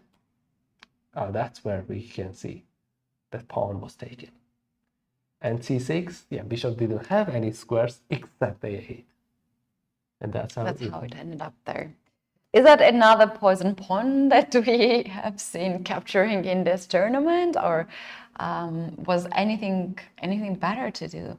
Because I feel like this bishop here is just to get that bishop attacked, we need to move the knight. If knight is moved, bishop is back. So I would say they are kind of compensating on each other, kind of being out of the game for a minute. But white is the one who is attacking, who needs a piece. So which means it wouldn't be working out good on white's favor to leave that bishop on a8. Exactly. How about rook to g1, g4, g5 to open up the g file? Is that working? Rook to g1 and pushing pawn to g. And so first of all, it's now black's turn. And black played rook to c8. Okay, we cannot see exactly why it's mentioned as a mistake, but maybe it could be the reason because there isn't much progression or something. Well, it's not really threatening too much here. No, you are threatening. You're threatening that bishop. But okay, the bishop, like bishop has on b7 square, yeah? Yes, bishop has b7 square and it can get back. Yeah. But exactly. it gives black some move to develop, because if bishop b7, maybe there is rook b8 and hitting rook b2. Yes, so it gives a chance to develop the knight. And we can see rook d1 was played, and all the computers mentioned mistake. That's the kind of the logical move to develop. And we can see that move unfolding, knight bd7 and bishop b7. I would say this is not ideal still. That bishop would be taking that and be active, but we see rook c7, and here maybe... You know what? Sorry to interrupt you, but like if black goes with rook to b8, I take the pawn on c6, you take the pawn on b2, and there might be something connected to d5, bishop d7 sequence, as the bishop on e6 might be just trapped. Yes, interesting. It can be directly d5, or it can be first knight to e3. I guess maybe knight to e3 first still needs to be done, so that there is no bishop g4. Although at first sight, bishop g4 is not posing any threats because of take and take. However, if we just go a little deeper, we can see after take, we have knight f2 check, and the bishop is into the game, and this rook is falling apart. Oh, okay. How many pieces are hanging on there? Like literally every piece. Everything is hanging here. White is hitting, black is hitting, yes, everybody hitting each other. The check also and the king. So this is quite complicated situation. A very toxic situation Yes. on the board, we should say. This game is very interesting, right? Super interesting. I had a little chat with Andrew yesterday at the dinner, and it was his last call tournament, so he wasn't. We were in London, we were chatting a lot, and I didn't know that he was coming here as well. But he said that he was like last minute replacement of another player. So and as I understood, he arrived yesterday as well. Just right before the tournament? Like he had some time to rest a little bit, but not enough time to prepare and rest both together. So I hope he had a good rest, and here we have this position for him. Really, Not really necessarily bad. this one, but a little bit earlier, this situation. But I guess Rook C7 will be played. Yeah, Rook B8 looks not that ideal. And Bishop A6, and we can bring another rook into the game. So the thing is, the pin is still on, but Black successfully already managed to remaneuver his knight and protect F6 knight. Yeah, very tense position, but there is a really, really nice thing happening on the game of Theodoros against Soyarov. We have to go there directly Whoa. and look at this 96 have the brilliant. Yeah, brilliancy on the board. And basically you're attacking the rook, and if black takes this knight, then bishop takes the pawn back, queen is dropped. Yes, no square for the queen. Beautiful. And is there any other move but to take this knight? Perhaps. Responding with a rook, maybe moving it away, but where exactly? Because if you go to rook d8, there is rook b7, and Again, the queen is trapped. The queen is trapped again. And there's rook f8. There is rook f8, which leaves the room, but look at that. Knight takes.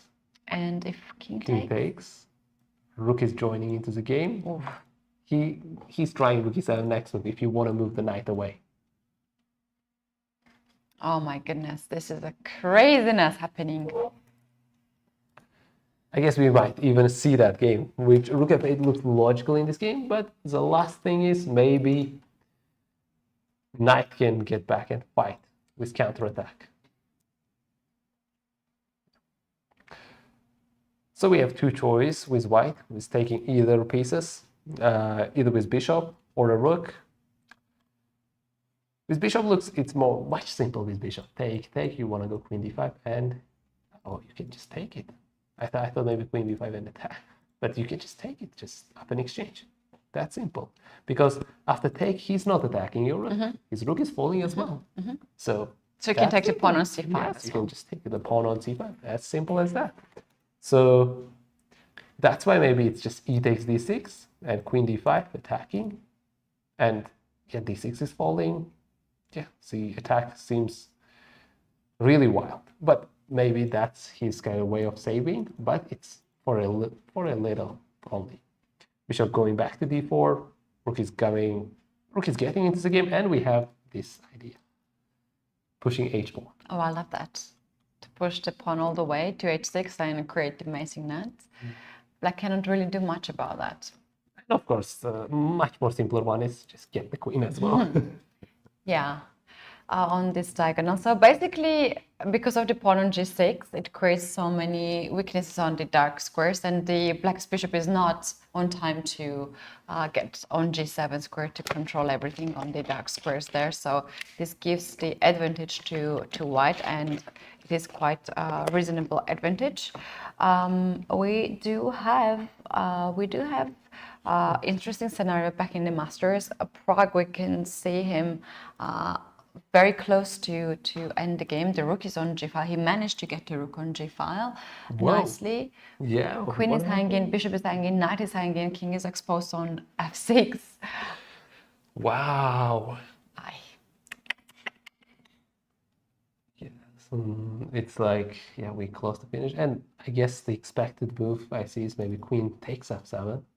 That's what we has, but after queen h6 check, king e7, rook here, he's losing the piece. Wow.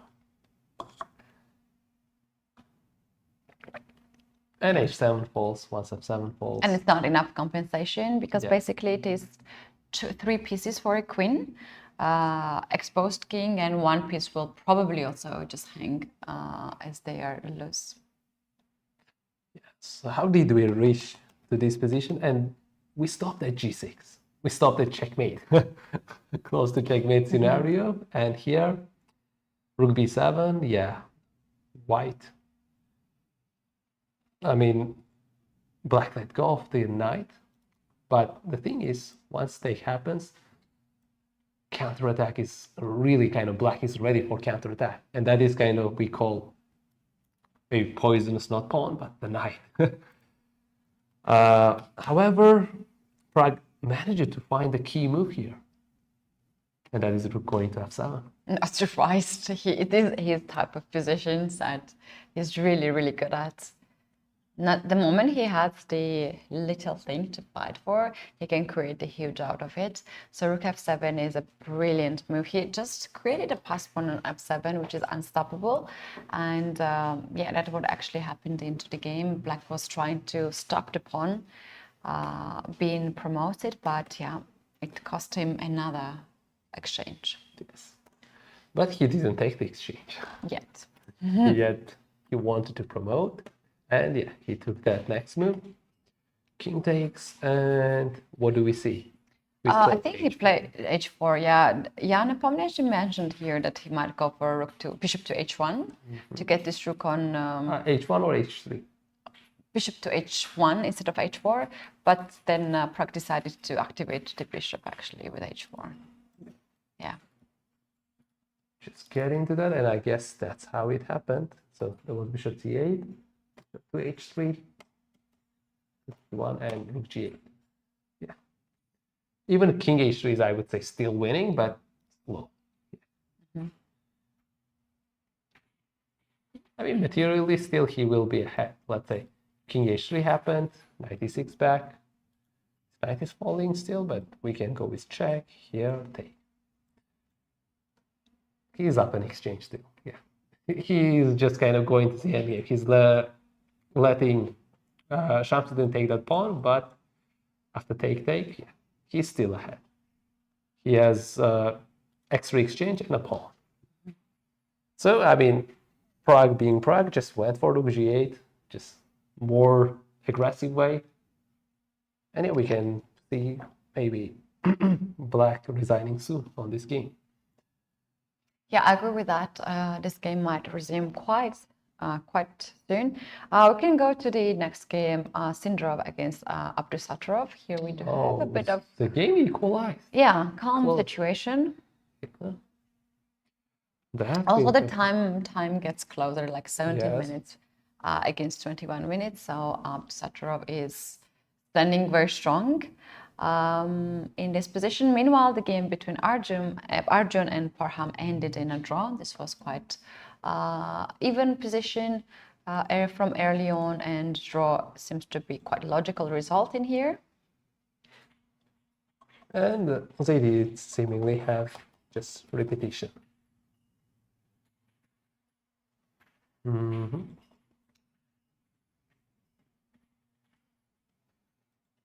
Oh, Aravin and Yakubov's game. We do have actually the poll in our commentary on YouTube, and you guys let us know. You can vote. Who do you think will be the lead after this round? And go ahead. We so far have more than 200 votes, almost 300 votes, but we have more people watching, so you guys go ahead and vote. We have already voted. We have discussed a little bit and had a one vote. So go ahead and let us know who do you think will be the leader after round 2. So looking at Aravin's and Yakubov's game, Yakubov is seemingly up a pawn. Yeah. And I guess with Nepo you explored his game as well, yeah. And what was his comment about knight takes b2? Taking pawn. Jan said that this is a very logical move. to take, but the better one, the computer suggestion was bishop e7 and somehow to create this mating net with rook to d8. But he said that's too much, maybe. Yeah. Yeah, and there's nothing wrong with knight to b2. So yeah, the natural human move, we have rook fc1 and bishop e7, rook ab1 and bishop c4. I mean, just defended on time. Bishop e4. Once the rook gets into the game, I think. What do you say? Is there any black's weaknesses to compensate for a pawn? Oh, in the meantime? Yeah, we saw that Pragg was walking, so it means that he finished his game. The game. Yeah, it was the resignation side of that. And yeah, as we expected, queen f7 happened, queen h8, rook g7, and there was a resignation. So Pragg, 1.5 out of 2. Pragg has 1.5 out of 2. Eric Gassi also has 1.5 out of 2. Then between Sindarov and Abdusattorov, the person who wins there, if there will be a decisive result, will be the sole leader. But we might also have the draw in that position, in that game. Yes. So Shamsuddin Vachier started this tournament a little bit not in an ideal way. He has 0 out of 2 so far. Well, yeah, this is actually, I think he's the last seeded in the tournament. Yeah. It's quite tough tournament. It's a closed event. It's not an open tournament that one day you have easy opponent, another day you might have a tough opponent. So this is just fine. But we know that he's the winner of the previous year's challengers. So he got the right to get in here. So he knew where he was getting into, and I think he was ready for that. But this is such a great opportunity for a young player like him to play against all the grandmasters, even if he loses rating.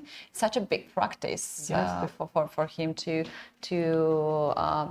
face such an opponent. I mean, I have to add one detail. He played both games with black. You know, we have to take that into consideration. Yes. Also not easy to have two blacks in the closed tournament. And we do have another technical break right now, as we are having more guests coming in the studio, and you will be very happy to see our next guest, so don't go anywhere, we will be back shortly.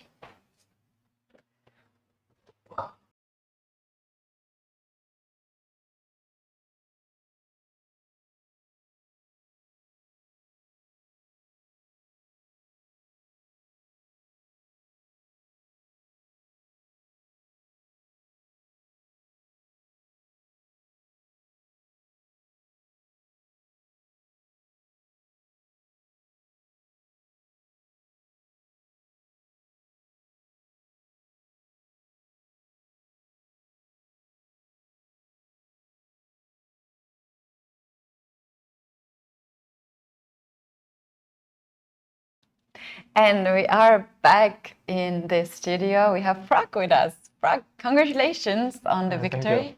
That was a really, really nice game that you played. How do you feel after this one? Yeah, I don't know what was going on, because this was something that this was like the ideal game for me, because this is what I was hoping when I'm going for this line. And it's similar to his game yesterday, because Nodirbek tried to do the same thing, but with the knight on d2, also with pawn on c2. Yes. With the king h2. And yeah, it's basically the same thing, putting the bishop on g2 and then king h2 f4. I mean, I looked at these positions last night and also today morning a bit, but like computer, I mean, you just play like this, and I think black's best plan is to put the knight on h7, which he figured out, but I was not sure if he has to play bishop a6. Pragg, what would you do, like, if he has somehow pushed the pawn on a4 as well? Is that a possibility there? I don't know how. Maybe bishop d7 a4. But this you are never sure here, because if you are in time, because bishop d7, I can go knight g3. Looks slow. What he played made sense. I thought maybe he can trade this knight. I was not sure if he has to, but also he is giving up his trump card on this position. Yeah, so it's not clear, And yeah, he had to go knight h7. Yeah, here as surprise was g6. I just didn't understand because I didn't see a4. But a4, I thought I can do something here. Apparently, I can't do anything. F6 g5. Okay. Yeah, I didn't really understand this. I thought he probably will go f6 and play this position, and I think bishop e3 is important. And then I just play this. I thought I should be better, but it's still a game. And how would you proceed that with the attack after that? Would you play like h4? Yeah, the problem, I mean, the main thing for me is that he doesn't have counterplay. The main counterplay is a4, and I put my knight on a4, and I just play h4, play on the king side, queen d3, rook d1. I don't have to do anything immediate. That's the point. Yeah, like with knight on h1, his d5 is now not coming, and yeah, it's just tricky for him. And yeah. What was your reaction when you saw a move like g6 on the board? No, because I spent some time on knight h5 because I was not sure if I had to provoke f6. Okay, I missed a4, but that's a different thing. Because the point is a4, knight f4, bishop c4. I saw this, but a4, f6, I didn't understand that g5 is so good. G6, I just thought bishop h6, g5 must be like winning, and then I stopped. When he went g6, I realized maybe his plan was actually queen h4, which I missed. And then I thought I will take bishop f8 first.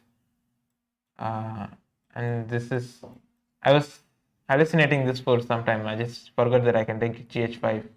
Then when I figured out, and I played bishop h6. Yeah. Because otherwise, like rook f8, knight g3, even this is not really obvious. Like if I'm better, take king g7, rook h8.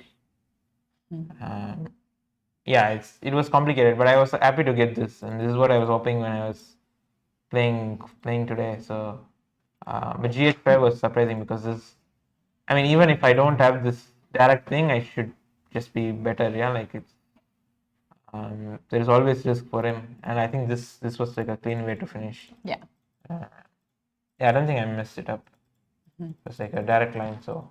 Yeah, that was really, really nicely delivered by you. And you do have 1.5 points now. And there is like still one game two games in progress. Shall we take a look at those two games? We really want to know what is your. Just go back. Just click it. Okay. Here. Okay. And we do have this in this game. Maybe we can start with Sindarov and Abdusattorov. Were you watching this game during? I thought at some point Vachier was better, but it was not obvious. Yeah, now I think should be fine. Comp says zeros, but I wouldn't be sure about zeros. I also think black should be fine. Yes, a lot of counterplay. Pieces are active. Yeah, should be a draw. Yeah, there was one moment that Sindarov could go to the opposite color bishop position. Maybe we can take a look. What is your take in that position? Like here at this point, I think it was surprising that he was playing so quick. Yeah. I mean, because you have such a good position. Yeah, like you would try to spend some time and try to figure out if there are like any clear-cut way. This takes and rook e6. Yeah. So here knight e6 happened, and we have this position. He kept the knight on the board, but we were thinking like, what if knight takes knight and then to go to the opposite color bishop? Is that better chances for white there? Yeah, if you get what computer is suggesting, like if you get queen e5, rook e7, yeah, it looks nice, but I can understand why you didn't take, because all these like queen trades, you're not sure if you're going to win that. And this, you remove that option. Yeah, you're always better now. But even here, computer says it's so good. Queen f3. You probably missed this queen f7. Yeah. Yeah, queen c4, and it's almost winning. So yeah, that's a missed chance for him. Yeah. And another game that we have in progress is this one, also quite messy. Even though they're not queens, they're like all the pieces on the board. I didn't understand what was going on here. Yeah. I just couldn't understand. I mean, at some point, they were playing really slow, and then just then they didn't have time to think. E5.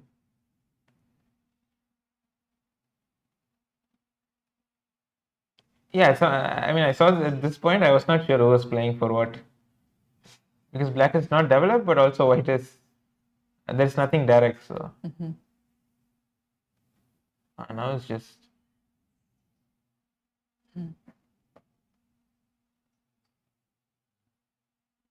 Wait, how do you actually say it? So if you move the bishop, there's bishop d3, right? Yeah, rook b2, f4. And knight g5 we have to play. Knight d5 check.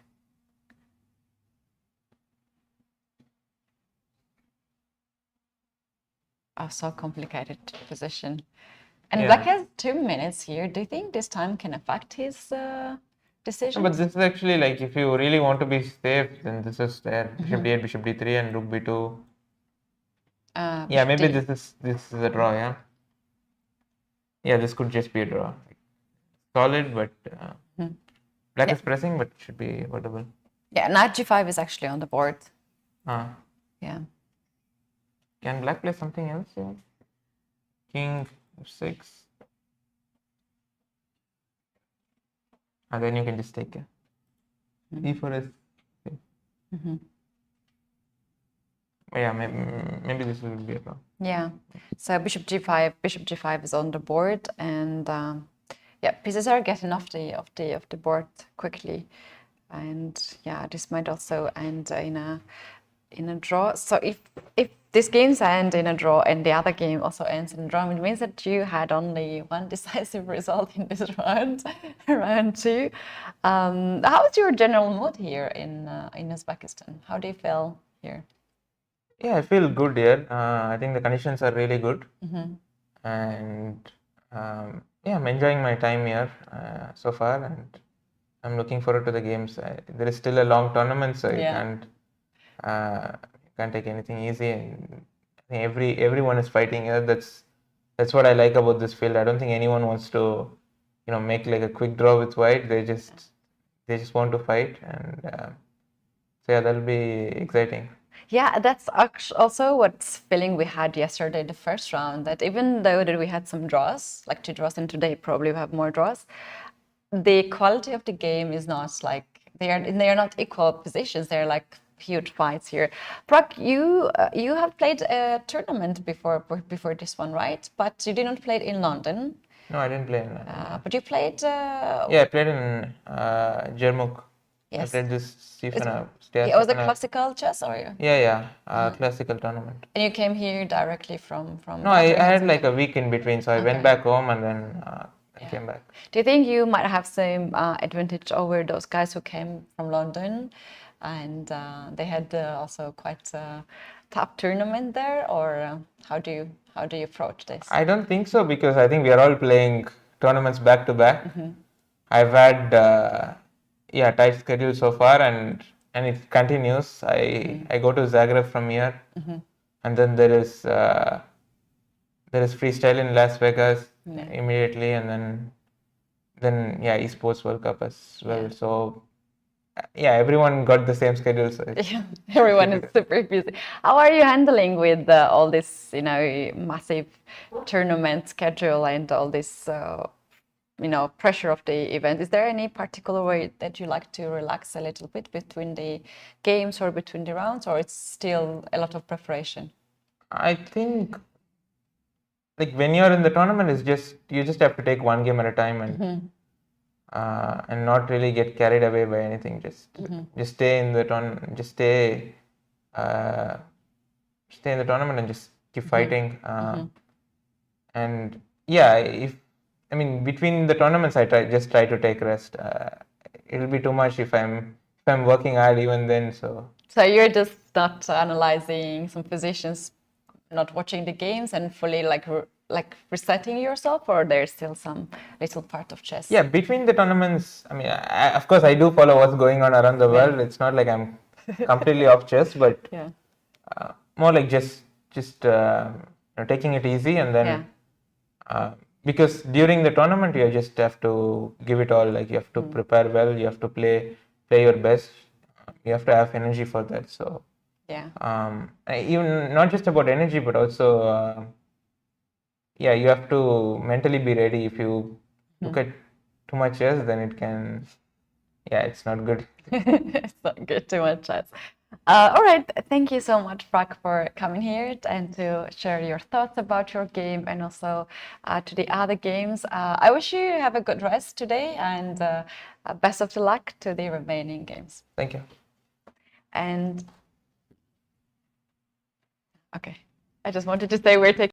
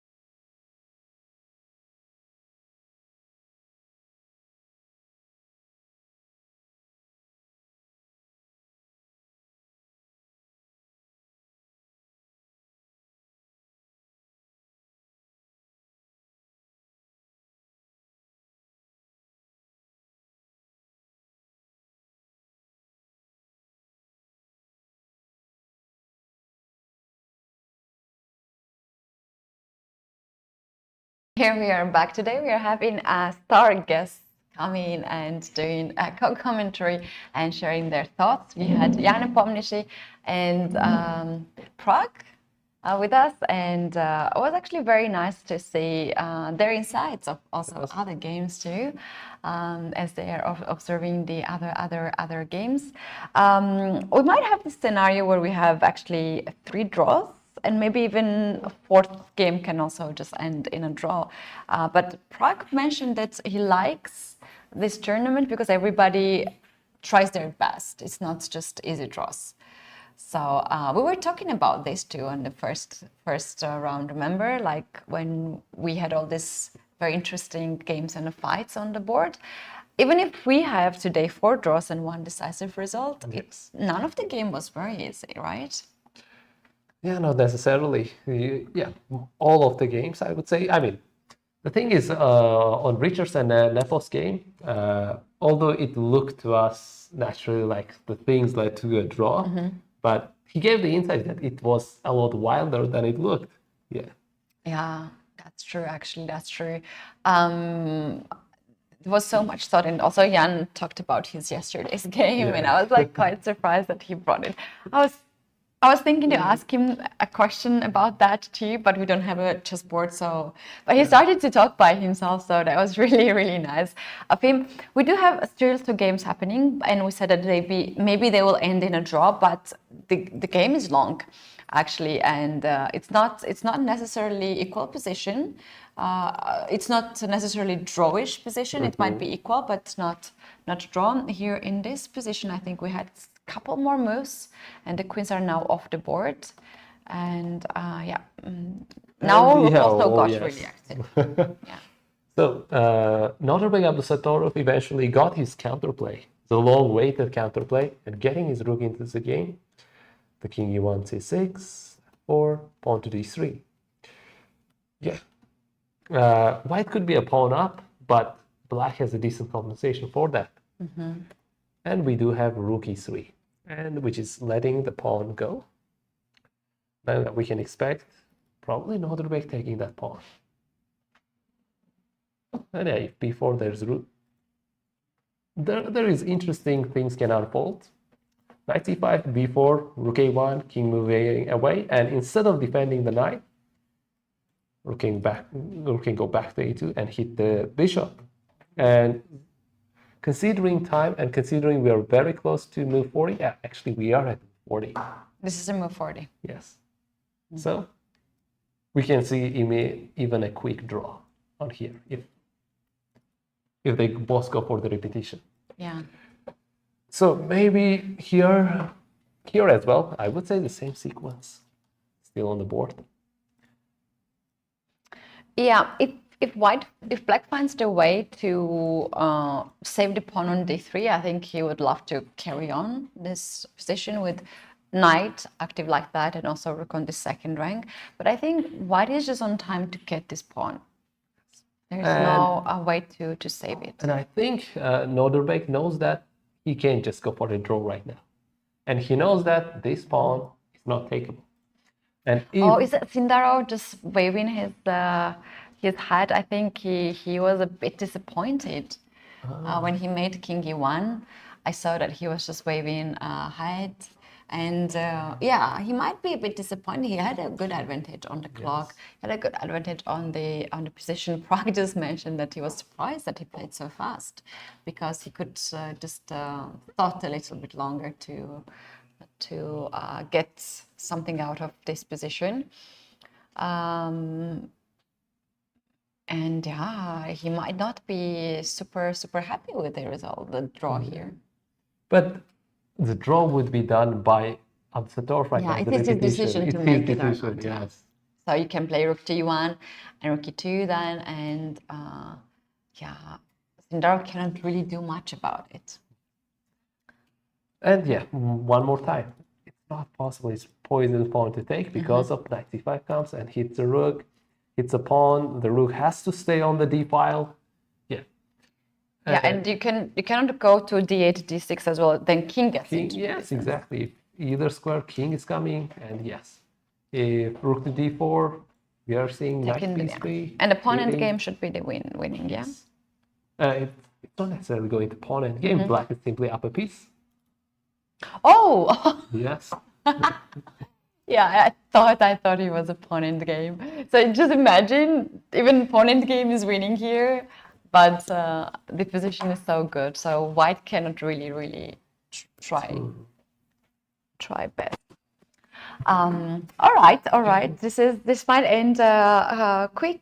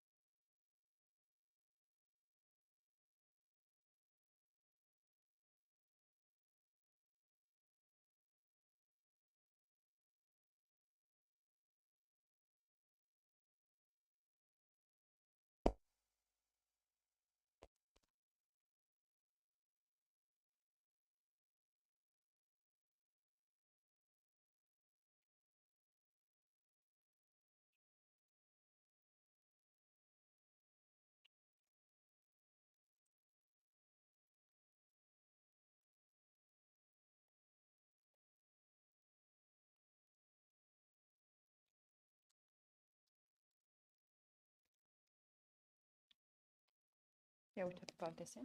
Mhm.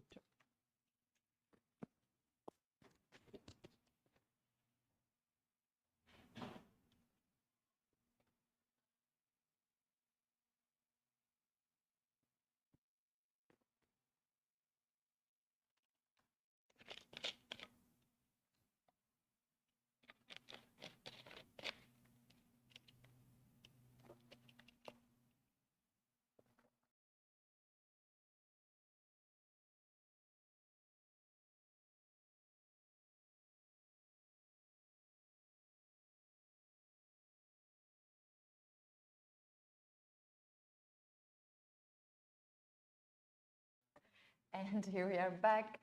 And another game has been finished against Indrov and Abdusatrov, and we expect it to be a repetition, and that is exactly what happened. Abdusatrov should be really happy to end this game in a draw. Yes, yeah, he's been kind of struggling whole game, trying to find counterattack, trying to find the way he can fight back, and he managed to fight back. managed it. Yeah. He managed it indeed. We saw also some games are now finishing as well. We have Vasily Ventruk in there playing venue. He made a draw in his game. The game was quite complicated. We saw that position earlier on, and this is the final situation. Shall we take a look first to the game, which is on the first board, very sharp, and then later on we can come back here to take a look what happened, because this one is still very, very interesting. There is a bishop missing also from White's position. So yeah, after knight a6 move, we can see bishop taking on c6, rook takes d6, and pushing pawn to g4.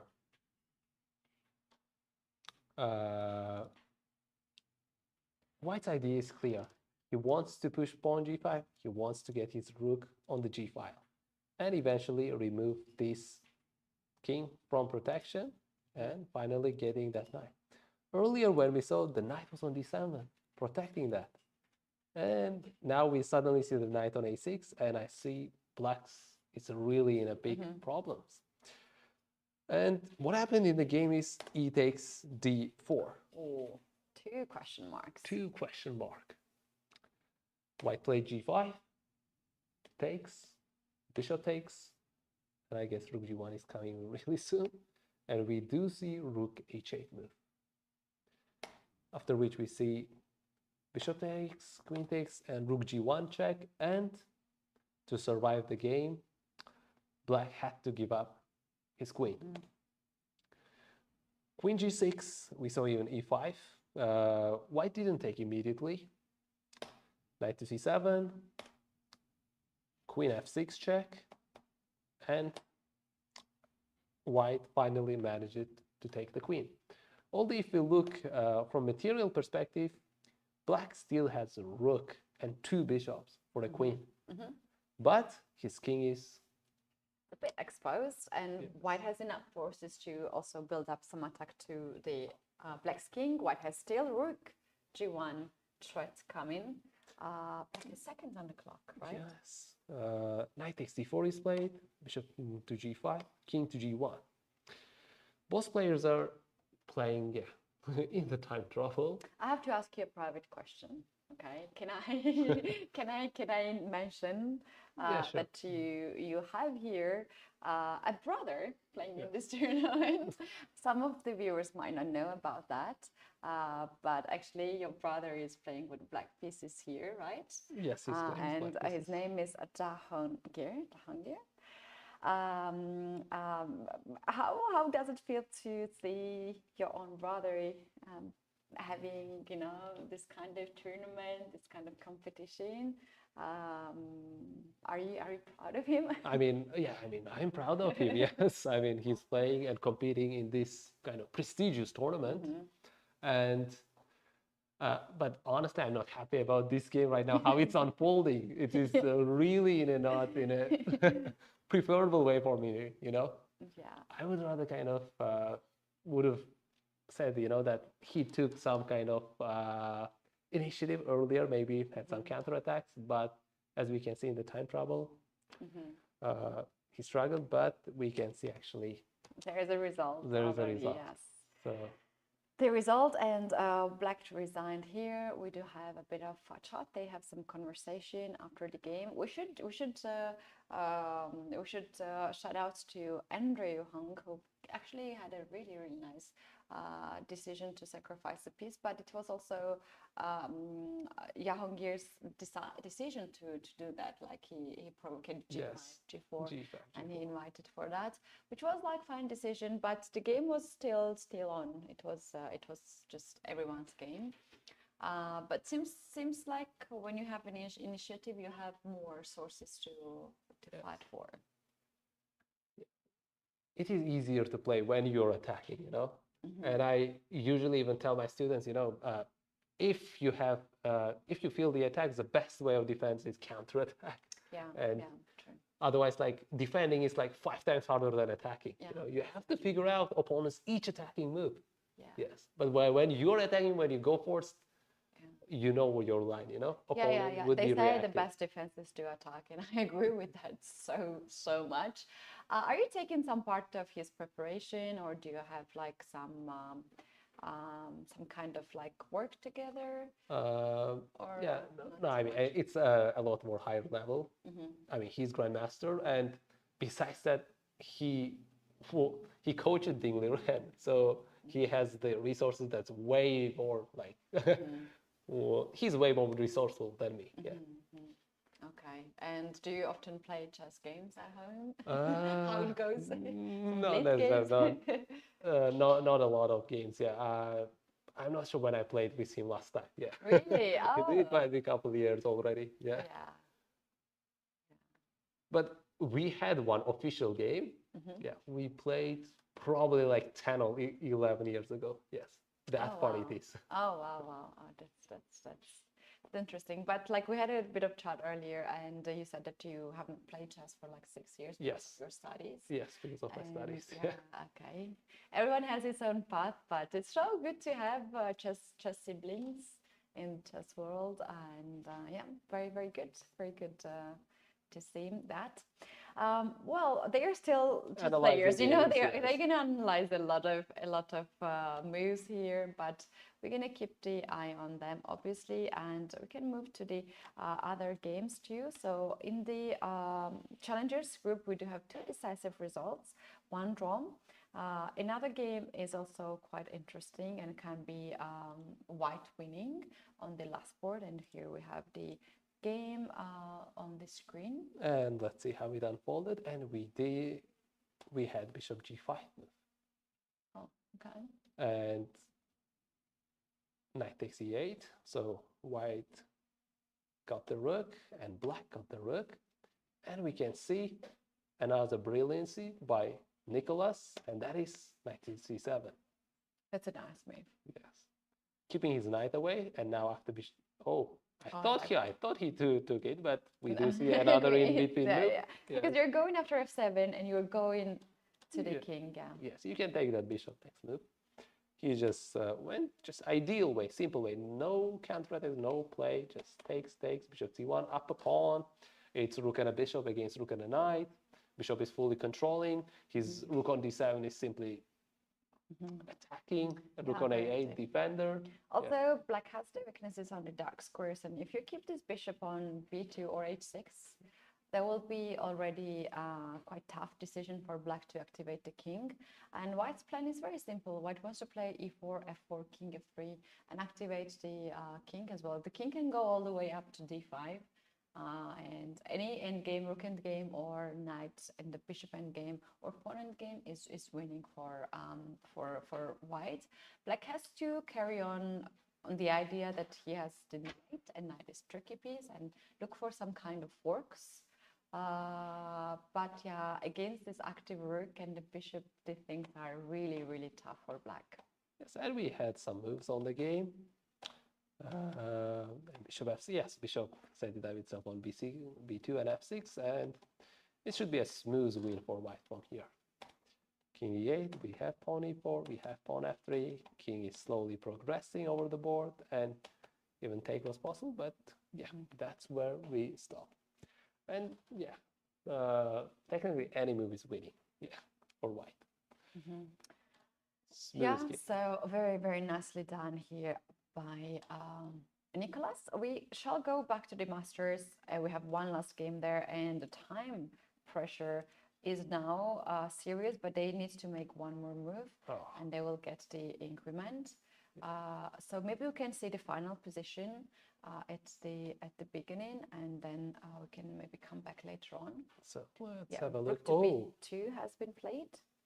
Okay. And Arjun has to make now final move to get the increment. This move can be very, very important for white. If you play something like a5 here, you're gonna blunder the bishop. Yeah. Is it a blunder? Can I I mean, play king c3?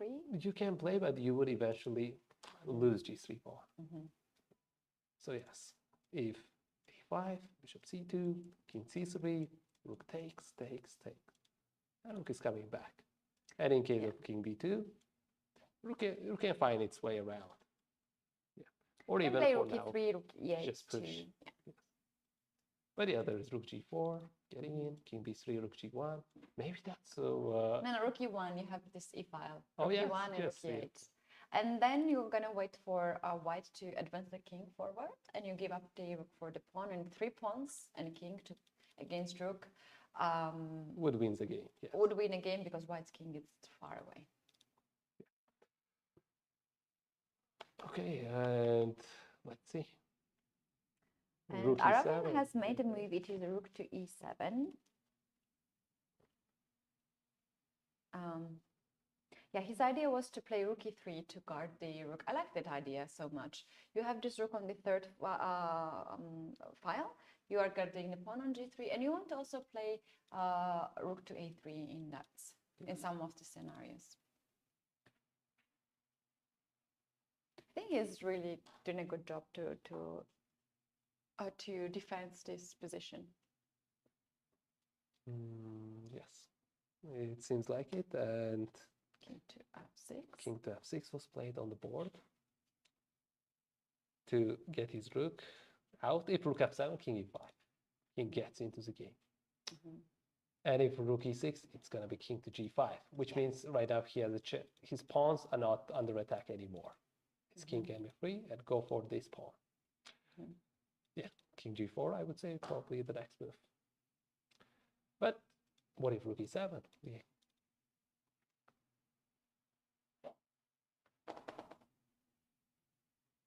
I guess because king is on g5, maybe bishop d5 is more possible. And when rook e3 comes back, okay, he has extra tempo. King is better placed, but I mean, I wouldn't say it's clear what to do with black. It might be eventually pushing h4, takes, meanwhile, white those can also 2 push the pawns. pawn as far as possible, a5, a6. But the bishop is taking care of it for a while. Do you know what we're gonna have in this game? We're gonna have the situation when black gives up the rook and tries to push the pawns on the king side. Yes. We might have But 2 pawns wouldn't be enough, you know. Maybe it will be slightly different. Maybe bishop on d5. Already it's keeping eye on a8 square. Bishop is on the right diagonal. And instead of going to bishop c2 and going to bishop d5, keeps the eye on the a8 and keeps this under attack. And that's just a line we have gone through. All right, they got the increment on additional, the clock, so we can now move forward and go to the challengers game. And we have not seen much of the game between Ma Kun against Vitaly Sivuk. Yeah. He's a great master from Ukraine, but I think he changed his federation recently for Sweden, as I remember. I don't remember exactly which year, but it's very recent. And he had a draw in the first round. He won actually first round. He won the first round. Yeah. Yes. And here, second round is leading for the draw, and Makun have drawn the first round against Uzbekistan player Muhammad Zohid Suyarev, and in the second round, it seems like the game is heading to a draw as well. But yeah, he might do some. He might have some chances. It looks like structurally white is slightly preferable compared to black, but progressions. What do you think? How white can progress in this game? Well, I think the knight from h4 has to get some nice road for knight f5, knight to e3. That's one thing to do. But it's not really winning a game because black can also play knight c3 to avoid any difficulties.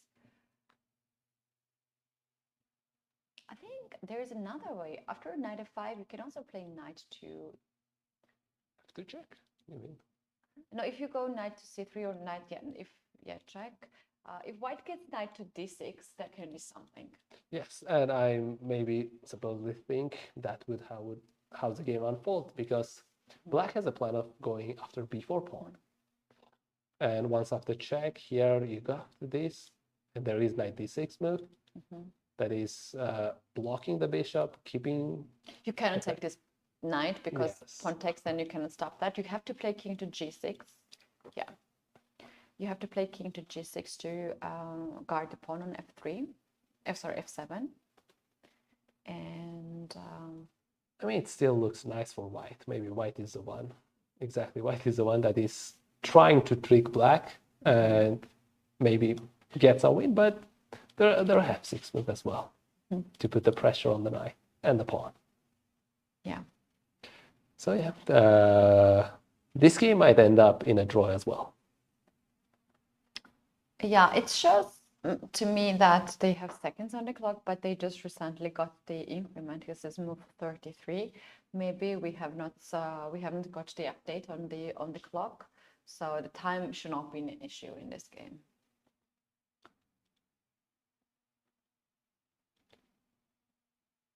And I think this game will end really soon. Yeah. Against Nicholas versus Muhammad Zohid. Yeah. Just every single move makes sense here. Or what do you say about just g5 move, freezing everything up? It looks kind of good and bad at the same time. Good thing is you're freezing. The bad thing is you setting up all the pawns same color as your bishop. Yeah, that's interesting. g5. I would actually, I don't know, but for me, I would play like something king e4 there. Yeah. King d5. And maybe go bishop c5 to d6 and get that free pawn. It feels like black might run out of the moves, you know? Yeah. And like after he played g5 or? That's it. No, he checked. He did play a check. Oh, he can play rook f8 now. And if you play king e7, then there is bishop c5 winning the pawn. Yes. Same goes for rook e7.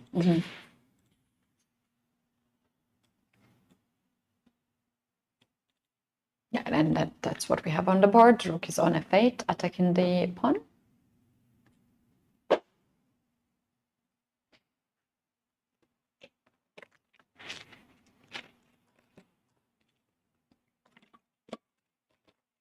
Oh, we shall go back to the game of Arvin against Yakubov.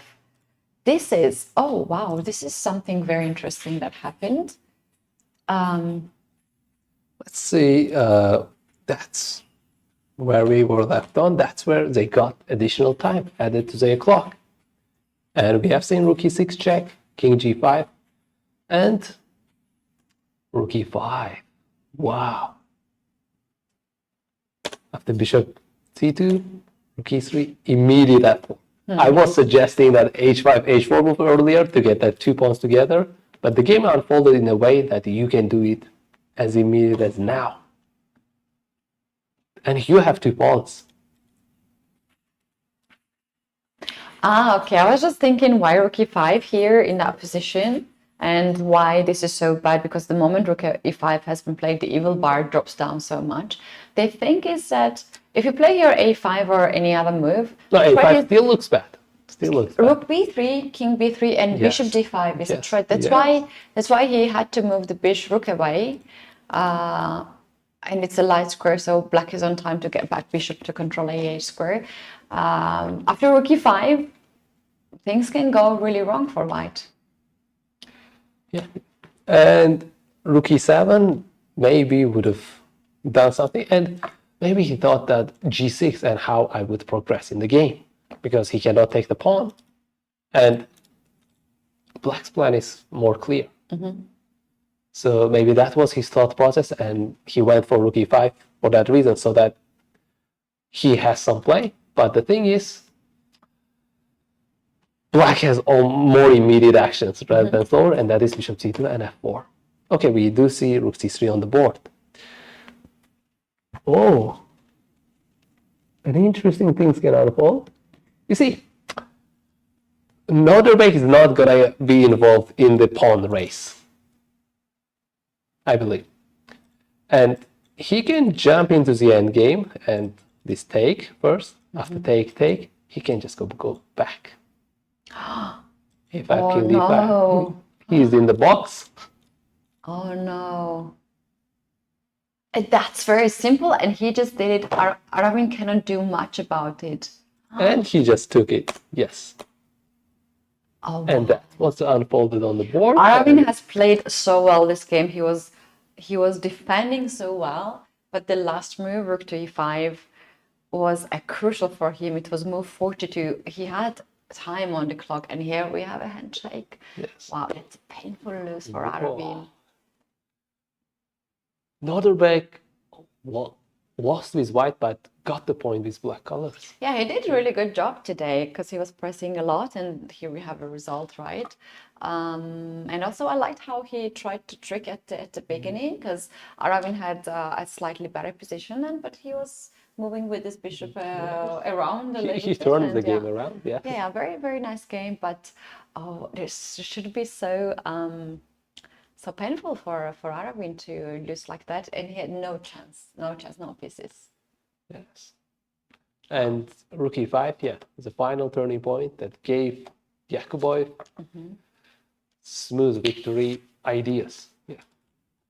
So that means that We finished with Masters event for today, and we're going to the round 3 with Pragg, Sindarov, Abdusattorov, and Eric Gaisi, 4 people having 1.5 points. yes. Which is very, very interesting. We don't have a sole leader after 2 rounds. It is so tense and tough. And also in the challengers, we do have 3 decisive results. 1 draw, another game is still in progress, but this one looks quiet. We don't really expect any complications to that one. Nicolas did end up winning the game after just 2 moves. Yeah. And just 1 game remained on that, and that's Makun against Vitaly Sivuk, and the game is heading for a draw. And the thing is, black can go through the interesting idea of giving up his knight, and he did that move. He did that move on the board. Knight takes, king takes, knight takes, bishop takes. 2 knights, and this game, we can see the result very soon. We know that 2 knights cannot deliver checkmate against king, but black has to do such a bad job to lose the bishop and the pawn, and then to checkmate, allow the checkmate. So this is basically impossible to happen. I don't really see that happening. We have still Yakubov and Arvin analyzing the game. They have just finished. I like this moment that players are taking some time. They're analyzing the game, and they are just not running right away. Yes. So it is really, really nice.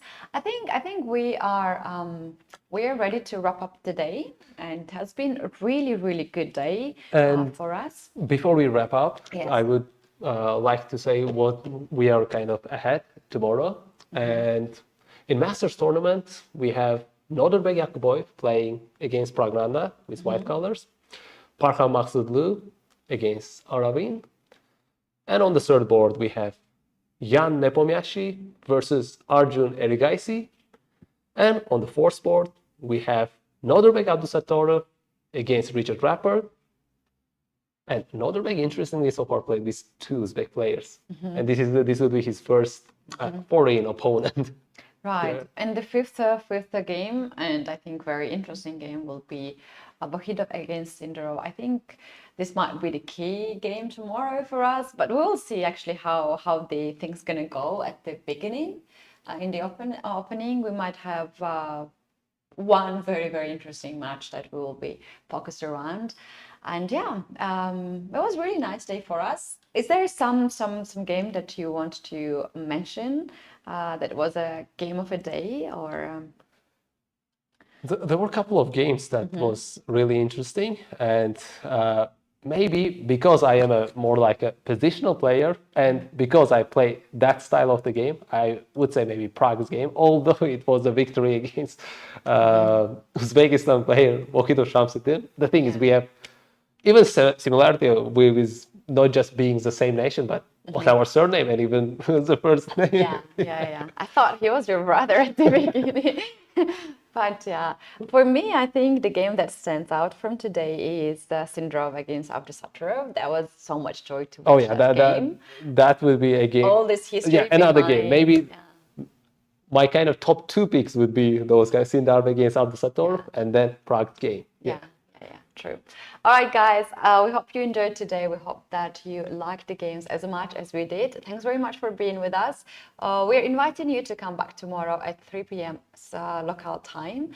And as the things are happening, I think we're going to have even more excitement tomorrow. So thanks very much for watching and see you tomorrow. Thank you very much. Bye.